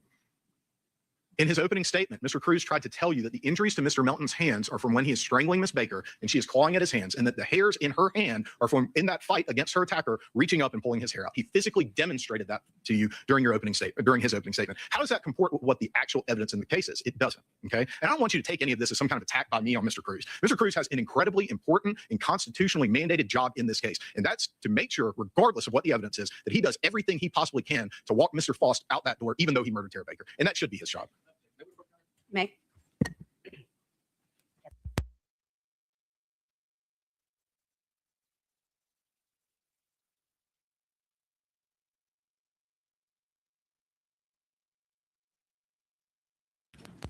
That is his job as mandated by the Constitution, and he is doing it as he should. But you have a different job, and I have a different job. My job is to look at the evidence, see where it leads, and then bring that before you so that you can deliver a verdict that speaks the truth. That's my job. Mr. Cruz has tried to manufacture moments of doubt for you. He has the same evidence log that Agent Biggin put in her case file that indicates that there were envelopes in which hairs were put and sent to the GBI, and that there are slides containing hairs that were done for analysis. Okay? And so this theater of opening up envelopes and creating what could be seen in out of context as some kind of moment of missing evidence is just a complete fabrication. The very next question we asked Lieutenant Liedall was, well, I mean, those are the envelopes you packaged the hairs in. You got any idea what the GBI did with them when you sent them over there? No. Then, as soon as we called the GBI witness, what did they all tell you? They almost looked at myself and Mr. Bolden like we had three heads when we asked them, well, I mean, after you take the hairs out of the envelope, you put them on the plating slide, you analyze them, do you then deplate them, put them back in the envelopes that they came in and send them back to the police department? And all of them looked at us and said, no, we don't do that. They remain plated. Well, because of course they do, because hairs are biological evidence and they will degrade over time if you maintain them in an environment after they've been sent for analysis in which they are not controlled. And so they stay longer on the plating and the glass. I'm sorry the slides broke. I mean, I think you could all see me in my anxiety level in the courtroom when we started taking the slides out of the protective cases because I was terrified that they would break. But it's been 25 years since this happened. And this case was cold for over 2 decades. It's something that's unfortunate that they cracked, but as everybody testified to, they were not cracked when they were analyzed, and it did not affect the integrity of the evidence. Ultimately, with the technology that was available over 25 years ago, law enforcement and the crime lab did not have the technology and tools with adequate sensitivity to identify the biological evidence that had been collected and preserved in the oral, vaginal, and anal swabbings that were taken. And we had to wait on the tools and technology to catch up. Besides collecting the physical evidence in the case, the police also did a canvass of the neighborhood. They did a canvass to see if anyone had seen anything, and they recorded whatever anyone would say. But at the time, they didn't have any leads to go on that yielded anything fruitful. They looked at every person of interest they possibly could. And this idea that political pressure is the reason we're here right now, if the police had allowed political pressure to guide their decisions, they would have arrested someone 25 years ago, but they didn't. They followed the evidence. They followed the evidence in the case. What we would ultimately learn is that Mr. Faust lived less than 2 football fields from Miss Baker. He lived just 585 feet with a direct line of sight to her home. We'd learned that the description given by several witnesses in the area was consistent with Mr. Faust. At the time, we did not have him as a person of interest because he appeared nowhere in this case file that has tens of thousands of pages in it and over 100 hours of interviews. We would learn eventually that the sketch created by renowned forensic sketch artist Marla Lawson, based on the descriptions that were given by the people who saw Mr. Faust walking around the neighborhood, were consistent with Mr. Faust's appearance as it was just 2 weeks or so after the crime was committed. And we would learn that there's no connection of any kind before the morning of January 19th of 2001 between Mr. Faust and Tara when he left his DNA inside of her home after he had killed her. We learned that Mr. Faust's DNA was present in Tara's mouth and vagina, even though he denied ever having spoken with her or had any contact of any kind with her or anyone who lived in Deer Park. We learned that when he was given an opportunity to explain why his DNA was present, an opportunity that the defense has repeatedly said he was not provided, Mr. Faust chose instead to end the interview by asking to be taken to jail. But unfortunately for the Baker family and for everyone who knew, cared for, and loved Tara, it would take us decades to know those things about Mr. Faust and to know that he had killed and sexually assaulted Tara Baker. Law enforcement began doing everything that they possibly could to catch a break in this case. They began constructing a timeline of Tara's whereabouts, a timeline that the defense doesn't want you to pay attention to. Police also talked to Tara's roommates, Ashley and Valerie, and they told the police that no one had a key to the home besides the 3 roommates. Ashley in particular was very close to Tara, going all the way back to when they were in the same sorority at Georgia College. I think Ashley would have considered Tara her best friend, and she would have thought that the same was true of Tara. Ashley told you that Tara and Chris had a good relationship with nothing other than normal ups and downs of any relationship, especially one that had lasted as long as Tara and Chris has had, and that they were trying to find ways, as many people do in their early 20s, coming out of college, stepping into an environment where your academic challenges are much more significant, both in the stress and also the long-term impacts of it, and also into the world of working and trying to build a business for yourself, to do something good for the future that you hope to share with someone. And that Chris's work demands and Tara's school demands had made it to where they weren't able to spend as much time as they'd like to together. And that's probably one of the reasons that Tara was so excited about seeing Chris that weekend for her birthday. something that Ashley told you and that Chris told you. Police knew from speaking with Katie Lonstein, who you heard from, someone who told you that her and Tara's friendship was one that started pretty much on the first day of law school and grew quickly through the crucible that is your first year. I mean, I remember my first year. I still have some of the best friends in my life from that time in law school because you're spending 11 and 12 hours going to class and studying, and you have this incredible pressure of performing in a very highly competitive environment in front of other people who are your peers, and it causes people to bond very quickly. You can see that in the pain that this still causes Katie 25 years later. And she told you that in all the time and experience that she had with Tara, the only impression that she got from Tara about her relationship with Chris is that it was a good, positive thing. She also told you, importantly for the timeline, that Tara was very committed that semester to her academic performance. She was going to be at the law library till 10 p.m. every night. Even when Katie left that night at about 9:15 or 9:30 to go home, Tara was staying because Tara was a routine-oriented person and a detail-oriented person, an incredibly hard worker who said she was going to stay at the law library until 10 p.m. and who had class the next morning. Katie told you about the type of friend that Tara was. You know, every friend group I feel like has the mom or dad friend who kind of watches out for everybody. And that's who Tara was. When she didn't call Tara, when she got home, Tara called her. And we know that happened at 9:46 p.m. Tara also talked to you about the plans that they had for that Friday night and how Tara was excited about the weekend. As police investigated the case, as you've heard, they looked at Chris hard from the very beginning. That's where the police always look first, is at the romantic relationship or someone in a close relationship with the victim. You've heard that. Chris cooperated fully with police. Mr. Cruz claims that he didn't talk to Miss Virginia, Tara's mother. Well, that's not true at all. The way he found out is he called Miss Virginia back while he was at Truck Customs, and she told him what happened, and his first instinct was to go to the last place that anyone knew Tara to be. And so he went. And on the way, he called her roommates, trying to find them, calling their families, trying to see whether this was Tara or someone else. Chris wanted to cooperate because he thought by cooperating and giving as much information as he possibly could, it would move this investigation towards finding the person who killed Tara. He didn't know at the time that it would take 23 years, but it did. Chris and Tara had met at Georgia College. They hadn't gotten really serious until they both moved home. They had worked through a long-distance relationship. They'd found a way to be together, and Chris had to move closer to where his work was once he decided to take the step, once he had found his place in the world in plumbing, to be something more than just working for someone else. He wanted to be something more because he was inspired and motivated by the way that Tara lived her life. And, you know, to Ashley, she sat up on the stand and she told you, you know, to me, it kind of seemed like it was a relationship that seemed destined to end. And I could see that. I mean, I'm sure Tara's family may not have felt that Chris, without a college degree and as a plumber, wasn't good enough for this woman who, by all accounts, sprinted ahead of the field all the time. She was on a mission to do the things that she wanted to do. But in this world, it does not matter what people on the outside of a relationship see or what they feel or expect. What matters is how the two people feel about each other. And what we know about how Tara felt about Chris and what Chris felt for Tara was that they loved each other, regardless of whether the world thought that they were similarly yoked or mismatched or anything else. And am I telling you that two kids that were 23, 24 years old were definitely going to get married and go on to live, you know, together for the next 60 years until they pass away in bed next to each other? No, you don't know what people are going to do or how life is going to unfold. But what I'm telling you is there is not one shred of evidence, not one single shred of evidence that indicates that Chris Melton was angry with Tara, would hurt Tara, or wanted her dead. In fact, the exact opposite is what her best friend said. She said he was the sweetest guy in the world. I never saw him be anything but kind towards her. You know, I do think it's interesting that Mr. Cruz wants to tell you that a stamped timed transaction from a bank that is over an hour from Athens that blows a giant hole in the middle of his timeline isn't relevant. Because to me, it is the most objective, relevant piece of evidence about Chris Melton's alibi, an alibi that is solid, an alibi that you can't call unconfirmed because Josh McCurdy confirms all parts of Chris's alibi for the morning of the murder. And Chris's father, who Mr. Cruz did not mention one single time in his closing argument, also told police that Chris was home that morning and he saw Chris get in the car with Josh McCurdy. Mr. Cruz knew that, which is why he needed to make this relationship between Josh and McCurdy and Chris Melton, who were work friends who never hung out outside of work, something more than it was. You'll recall in cross-examination, Mr. Cruz repeatedly asking David Griffith, the crime analyst with the Athens Clark County Police Department, well, they went to high school. You didn't know they went to high school together? They went to high school together. The words that the attorneys say are not evidence. The evidence in this case is that, in fact, they did not go to high school together and that they were just work friends who had known each other for a year. There's also this twisting of what people have said and what it means. Chris Melton said he had known Josh McCurdy for a year from working together in the same crew for someone else. And about a month before Tara was murdered, he had talked to Josh about coming to work for him.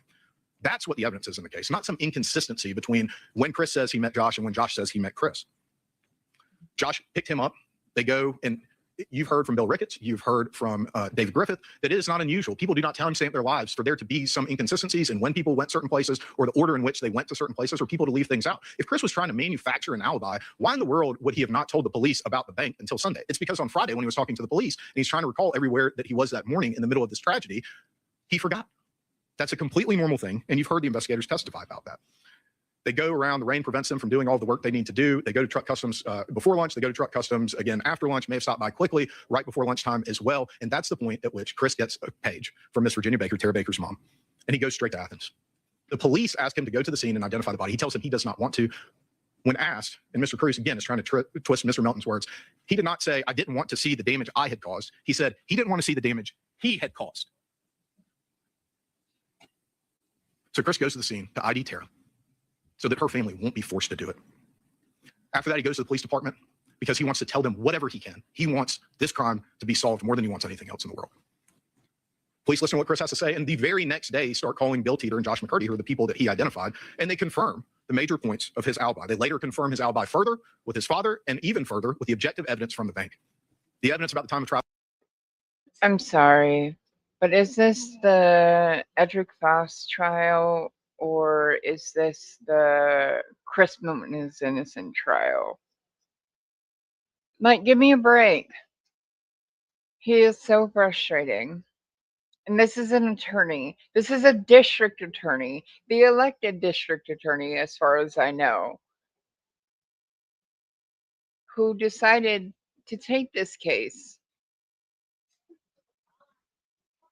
It's so frustrating. That the defense doesn't want you to know, doesn't want you to consider, because it blows a giant hole in everything that they're saying.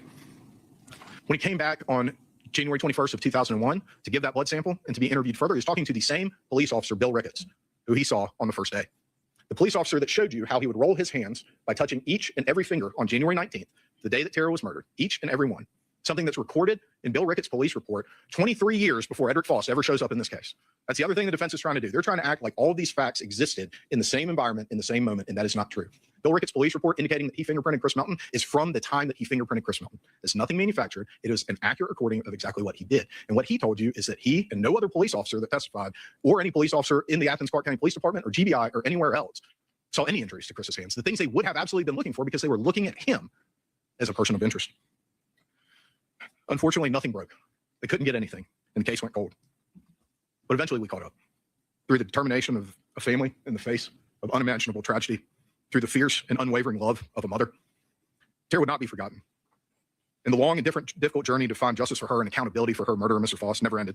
The GBI Cold Case Unit was created to bring in fresh eyes and to use modern technology and tools to investigate cases where all leads have been exhausted and no likely perpetrator has been identified. I want to back up because I left something out on Chris's interview with Bill Ricketts on January 21st. He tells Bill Ricketts on January 21st that he and Tara had sex for the last time Saturday night into Sunday morning. That's what he says 2 days after the murder. That's what Bill Ricketts testified to here.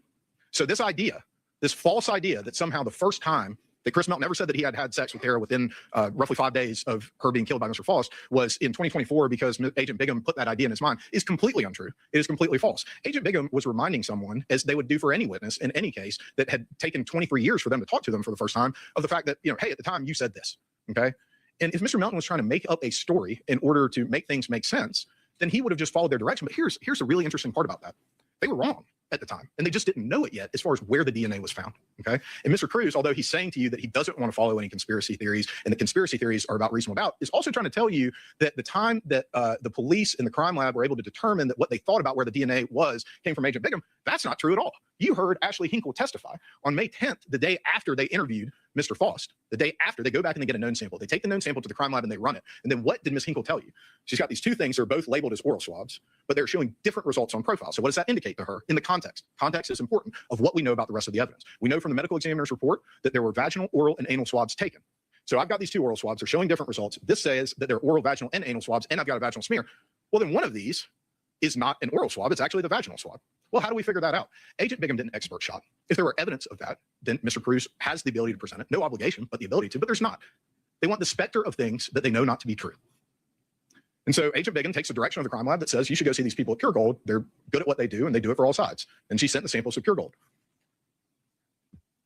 So we've got the two oral samples, and we'll talk about, go to the next slide. No, you're fine. Oral swabbings A, which was 2J at the crime lab. The profiles identified the first fraction skin cells. Yes, sir.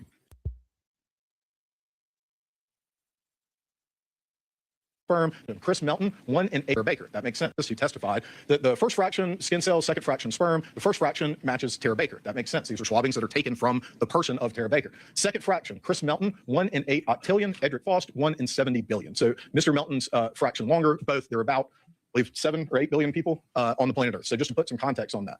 Oral swabbing A when it gets to pure gold forensics. Okay, what does pure gold forensics do? They do a saliva test, a scientifically accepted test to determine where oral swabbings A came from. All right.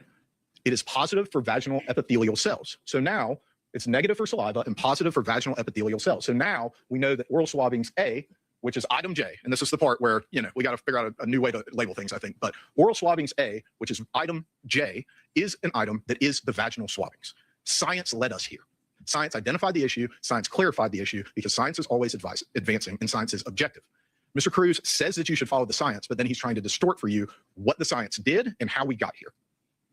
As it relates to oral swabbing B, which is crime lab item 2I. Profile, first fraction skin cells, second fraction sperm, first fraction matches Tara Baker. That makes sense. It comes from Tara Baker's person. Second fraction is placed in the CODIS. That's the National DNA Database. On April 30th of 2024, Mr. Faust is identified as the major contributor. 1 in 30 octillion. A number that it's really, it's hard to put a number that large into context, but a number so large as to, have a number of zeros behind it that I've never seen in any other context than DNA testing. Oral swabbing B, same thing, same process that they get put through pure gold. Even though we've already identified that oral swabbings A is vaginal from the vaginal epithelial cells and from the non-presence of saliva, go through the same process with oral swabbing B. We're not going to make an assumption here. Positive for saliva, and then positive for human amylase, which is a compound primarily found in saliva and consistent with saliva. That's how we separated these two things. It has nothing to do with what needed to happen in order for an investigation to move forward or anything along those lines. Those are the types of conspiracy theories that Mr. Cruz himself has already told you is not reasonable doubt, but signal the desperation of the defense to create and manufacture some doubt. Now, Mr. Cruz did ask Ms. Sims on cross-examination if she was aware that the GBI had done a test that showed that there was no sperm. What he failed to give her was a context that this was a test done in 2001, completely different equipment than what they do use right now. And, Ms. Sims is probably younger than I am. And so, I doubt that she has any familiarity besides reading in the textbook what the GBI was doing back in 2001. But we brought in Dr. Jennifer Corsi to testify. I was afraid for a minute I was going to mess up her last name there, but I think I got it right. To testify about the testing that they did do at the time. And yes, it was not positive at the time, but it was a less sensitive test than what they have available now. And that's what led to Mr. Faust. Not anyone trying to pin anything on anybody, but on April 30th, and I think it's important for you to keep this in mind, on April 30th, the GBI had an indication that... I'm sorry. If the GBI has the technology to do these tests, why the hell would they outsource it? Clearly, they messed up with the swabs. They mislabeled them. And they did not do any investigation. This investigation is almost as bad as the investigation into the death of John O'Keefe. Except the only difference is it took 23 years.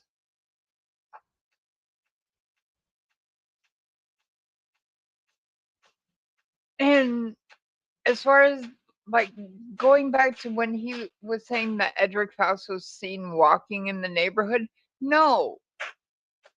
I'm sorry. I've said it before. I will say it again.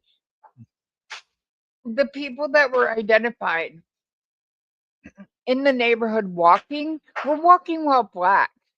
Let's be honest. I hate to say that. I hate to point that out, but it's true. If you look at the sketches, you look at what Edric Faust looked like in 2001. The sketches do not look like Edric Faust. And they did no investigation into what Tara Baker did between the law library and between the time they got home. She got home.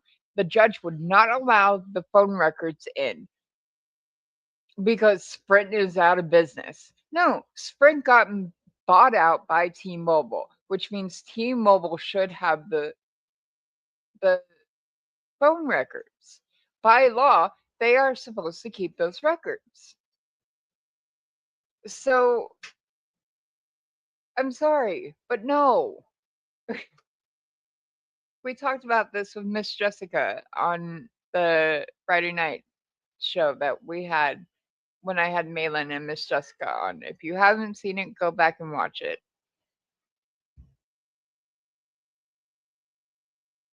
They knew who had killed Tara Baker, but they didn't go arrest that person immediately. What they did is start to scour the case file again. Did we miss something that Edric Faust and Tara Baker were connected in some kind of way? Did we miss something? Like, let's look through. And they spent 9 days before they arrested Mr. Faust, someone who had committed one of the most brutal murders in the history of Athens, Clarke County. They spent 9 days trying to run down any explanation they could possibly conceive of through the largest case file in one of the most thoroughly investigated cases in the history of the state of Georgia. And they couldn't. They couldn't establish one link between the two of them, because until the morning of January 19th of 2001, there was no link between Edric Faust and Tara Baker, other than she lived close and he saw one car in the driveway. After that, they re-interviewed Ashley Hall. They re-interviewed Valerie Lowe. They re-interviewed Chris Melton, who was in the middle of watching his father, who was very close to die. His father passed away about 2 weeks after he was re-interviewed. They ended up, over the course of this investigation, as Agent Bingham testified to, re-interviewing about 30 witnesses, trying to make sure that they did as thorough a job as they possibly could. And then Mr. Faust was arrested, and he was given an opportunity to explain any connection he could have possibly had to Miss Baker.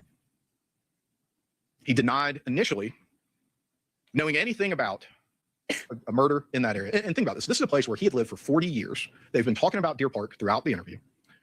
And then they're talking about a murder. And then all of a sudden, he says, oh, you're talking about that murder? Oh, yeah, the law student at UGA who lived right over there. Oh, yeah, now I know what you're talking about, but I don't know anything about her. I saw her in the newspaper, but I don't know anything about that or anything else. They asked her, you ever had any contact of any kind with her? No, none. And then came the moment when he was confronted with something that he knew he couldn't explain without telling the truth. And that's that his DNA was inside Miss Baker's body, inside of her home. And he was asked by Agent Howell, help me understand. I'm here to exonerate just as much as I am to hunt. Help me understand. And his response was, take me to jail. Because he knew at that point that he had finally been caught. No, he knew that they were The next bound day, and we've already determined talked to about, send him to jail. or Agent Howell and Agent sorry. Bingham took the sample of Mr. Faust's DNA at the pursuant to a search warrant. They submitted that to the GBI crime lab, and that's when this issue with oral swabbings being mislabeled as vaginal swabbings was identified.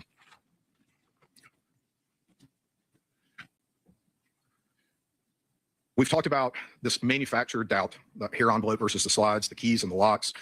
Josh and Chris being friends from high school, which was completely untrue, trying to distort the way in which the DNA was mislabeled and claiming that people somehow moved DNA around, which was just a red herring conspiracy theory, the mischaracterization of what hair was. Because in the mitochondrial DNA, Mr. Cruz specifically was asking questions about whether or not Mr. Melton could be excluded. He's completely leaving out the fact that Miss Hall, who was also a roommate of Miss Baker's, also couldn't be excluded. The bodies on Tara's hair, I think it's on Tara's body, the hairs on Tara's body. I got it out the last time. The hairs on Tara's body are really important here because I think they put Chris's hair on the power transformer box in context. Both of Tara's roommates were found to have hairs on Tara's body, okay? And I think that's important for context about the hair on the power transformer box because it gives you an idea of how prevalent hairs from people who are normally in and out of a residence are.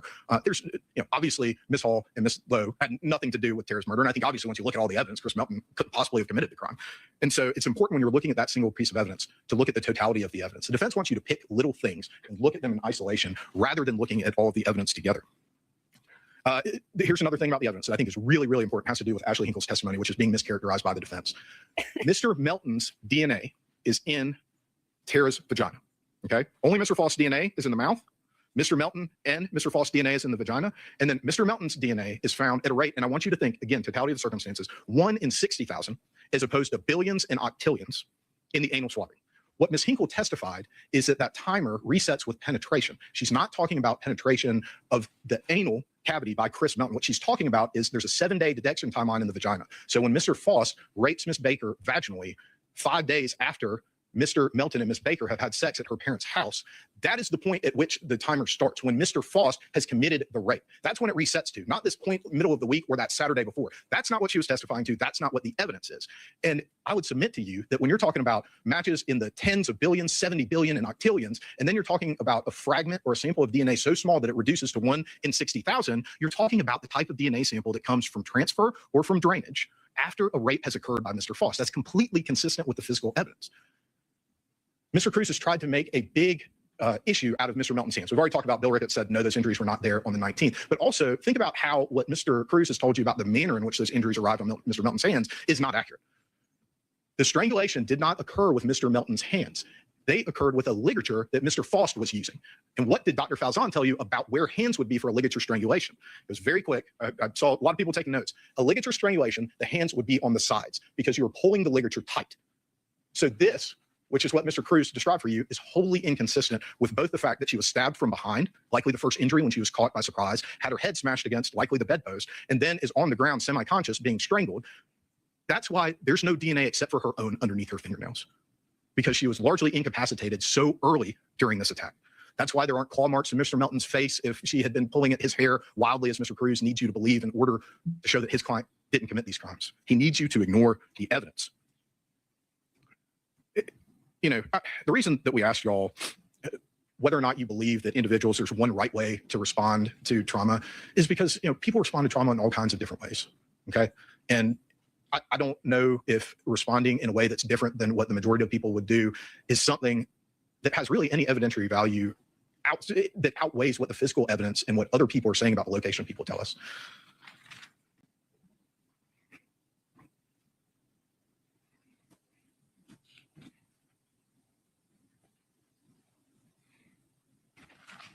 Sorry, I took a lot of notes.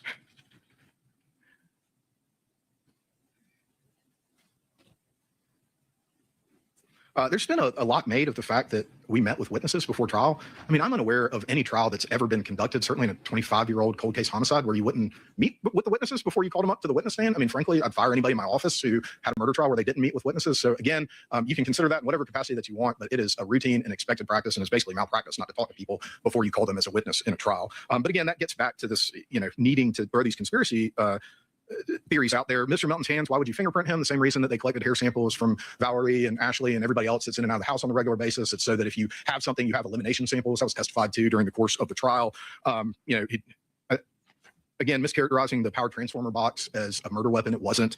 I think all of these mischaracterizations, I think you should take in context of Mr. Cruz's own statement about if a person's not straight with you one time, then you're done with them forever. I mean, I think the defense has not been straight with you plenty of times during the course of this trial.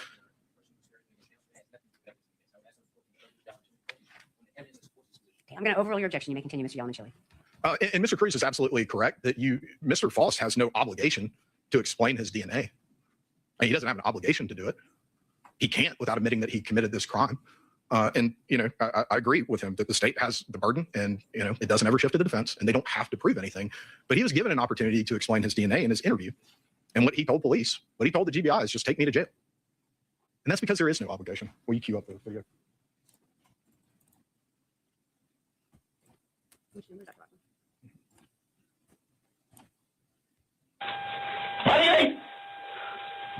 Man, it's been a long time. We've made so many advancements and things.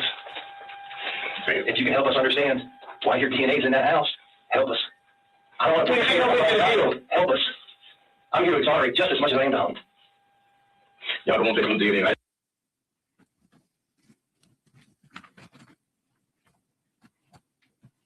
Ladies and gentlemen, we've done everything we can with this case. It's gone through generations of police officers.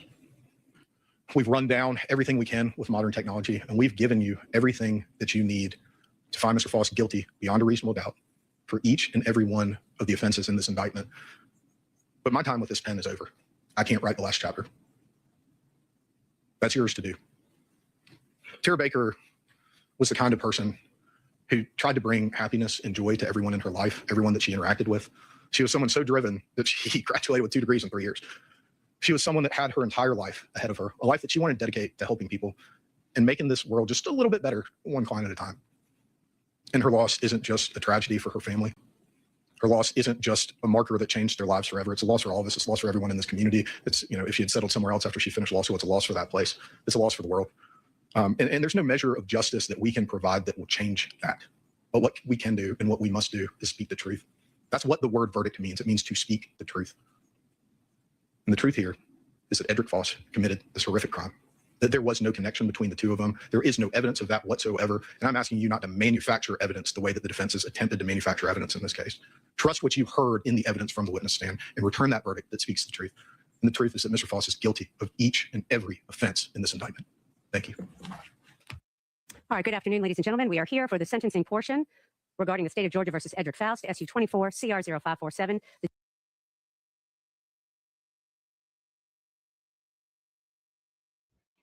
Okay, this is the sentencing, so we need to switch to the verdict.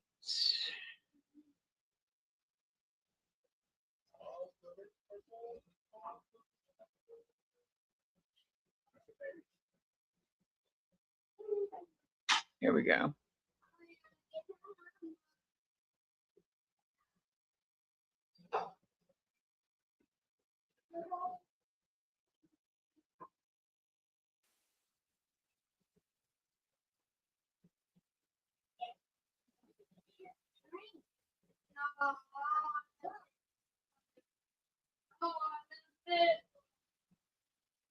Oh, fucking cat, God.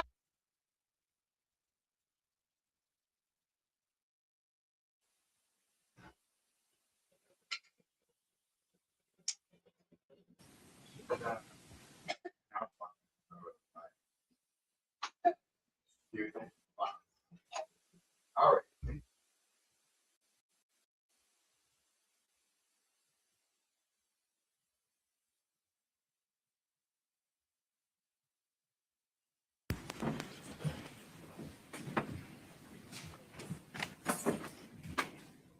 All right, we are on the record. Council's at the table. Number 6, note to the judge, the jury is ready to deliver the verdict. State ready?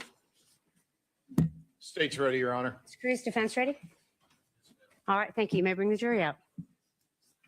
Actually, hang on just a moment. I'm sorry. I want to say something to the audience. So, ladies and gentlemen of the audience, I want to make sure that you understand, and you have been very understanding so far. So this is not an accusation. This is just a direction for everyone who's in the courtroom. This is a courtroom, and it is a court of law. There is to be no yelling or screaming or jumping up and down or any carrying on. Again, this is a court of law. Any kinds of those demonstrations of emotions need to be reserved for outside the courthouse. I'm going to ask for decorum. I'm going to demand it, but certainly ask all of you to continue behaving in the appropriate way that you all have been. And I appreciate everyone's patience. I appreciate everyone's cooperation, but I'm instructing all of you again that this is a court of law and everyone is to remain calm. Thank you. You may bring the jury out.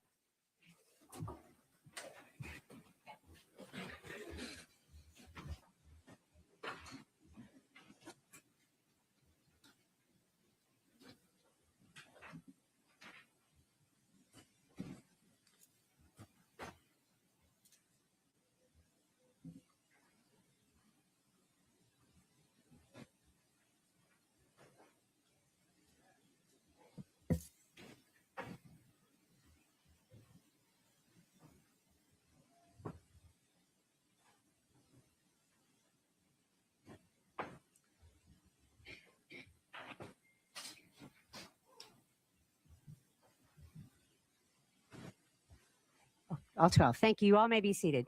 Madam Foreperson, I understand the jury has reached a verdict. Is that correct? Would you please hand it to Mr. Terrell? The court will look it over first. Then I'm going to hand it back to you, Madam Foreperson, to read it out loud, called publishing in open court. Thank you.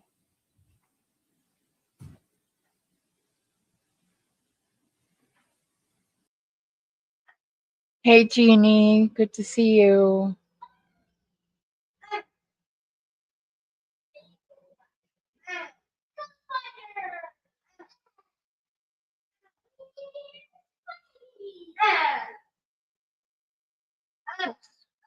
Hang on.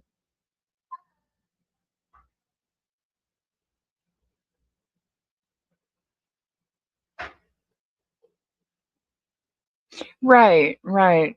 Agreed. And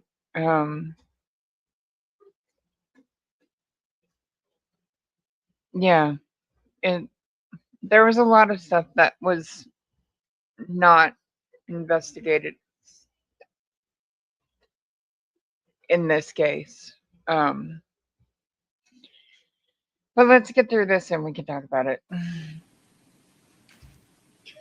All All right, Madam Foreperson, if you would read the verdict from top to bottom, you may remain seated. If it's easier for you to stand, you certainly can. If you'll pull that microphone in front of you down to you, read it from top to bottom. It is called, again, publishing the verdict. Thank you. You may proceed. Okay. Can I just point out how flipping condescending she says that with? Like, her voice is just ridiculously condescending, and it is so annoying. It drives me absolutely crazy how condescending this witch of a judge is. Like, I thought Canoni was bad. And that's saying something, because we all watched Karen Reed. Like, oh, it's gross. The jury finds the defendant on the following counts. Count 1, malice murder, guilty. Count 2, felony murder, guilty. Count 3, felony murder, guilty. Count 4, felony murder, guilty. Count 5, felony murder, guilty. Count 6, burglary, guilty.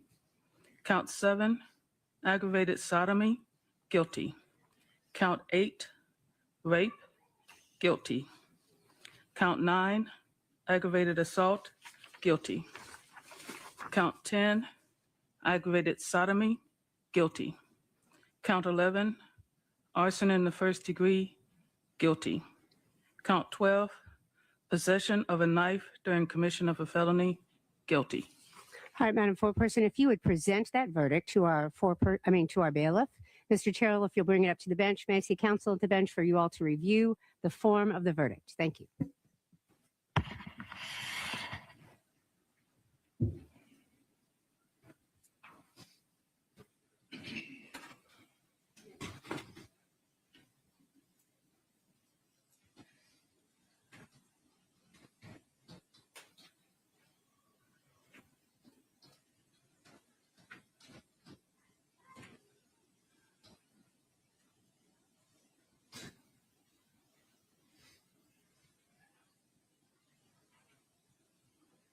All right, any objection to the form of the verdict by the state?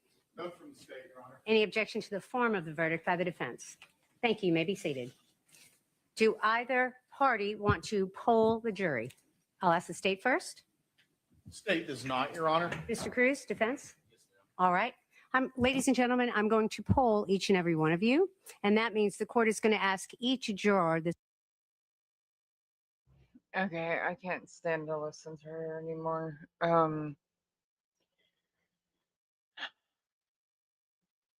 I need to address something. I just want everybody to know that when we do fundraisers from now on, I won't be auctioning things off or anything like that. We have a different strategy for some gifts to be given out. But it won't be like it was. I'm not doing this to get monetized. I am not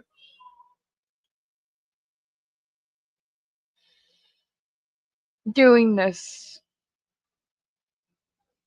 for personal reasons or selfish reasons. I am not. And I don't want anybody to think that.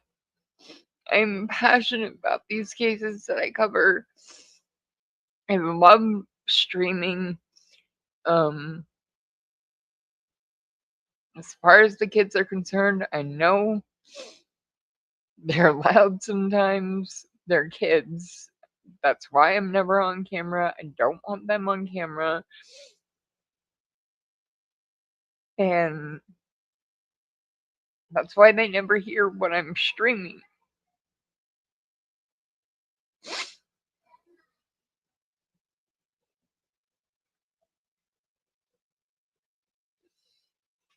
So I just want everybody to know that. I'm looking forward to Friday's fundraiser. I'm sorry, y'all.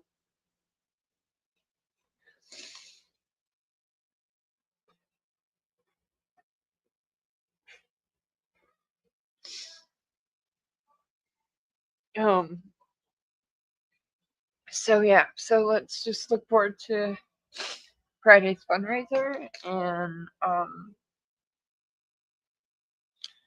we will do the sentencing hearing tomorrow, and then we will look forward to Friday. Yeah, they did, Jeannie, but we can talk about it off air. I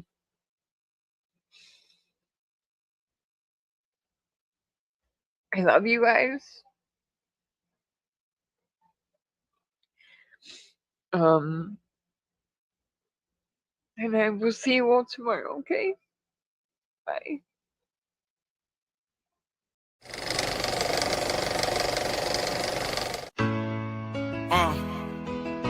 Worcester in the building, Aiden on the beat, reporting live from the front line. Concrete truth for a Worcester son. Started small, hunting big dogs in a town full of badges and secrets. Paper trails tell a tale that they never wanted out. Blue walls crumbling under ink and doubt. Look at the driveway, look at the house. The captain knows exactly what we talk about. They framed a lady, they played the jury. They spun a story full of hate and fury. But Aiden saw the cracks, Aiden kept the facts. Aiden from the 508, broken justice at the gate. If she didn't hit him, then tell us who did. The badge won't cover when the body was hid. Aiden from the 508, breaking chains and choosing fate. Not guilty for the girl on the stand, but a killer still walks across the land. The detective and the brother went to school together, planting seeds, watching evidence rot in the Boston weather. Conflict of interest is a polite way to put it. System is broken, somebody should foot it. Why was the victim on his own peer's lawn, waiting for the sirens for the break of dawn? They framed the lady, they played the jury. They spun a story full of hate and fury. But Aiden saw the cracks, Aiden kept the facts. Aiden from the 508, broken justice at the gate. If she didn't hit him, then tell us who did. The badge won't cover where the body was hid. Aiden from the 508, breaking chains and choosing fate. Not guilty for the girl on the stand, but a killer still walks across the land. Search the house, search the logs, search the kennel of the blue blood dogs. The trial is over, but the case is open wide. Nowhere for the real murderers to hide. Aiden from the 508, broken justice at the gate. If she didn't hit him, then tell us who did. The badge won't cover where the body was.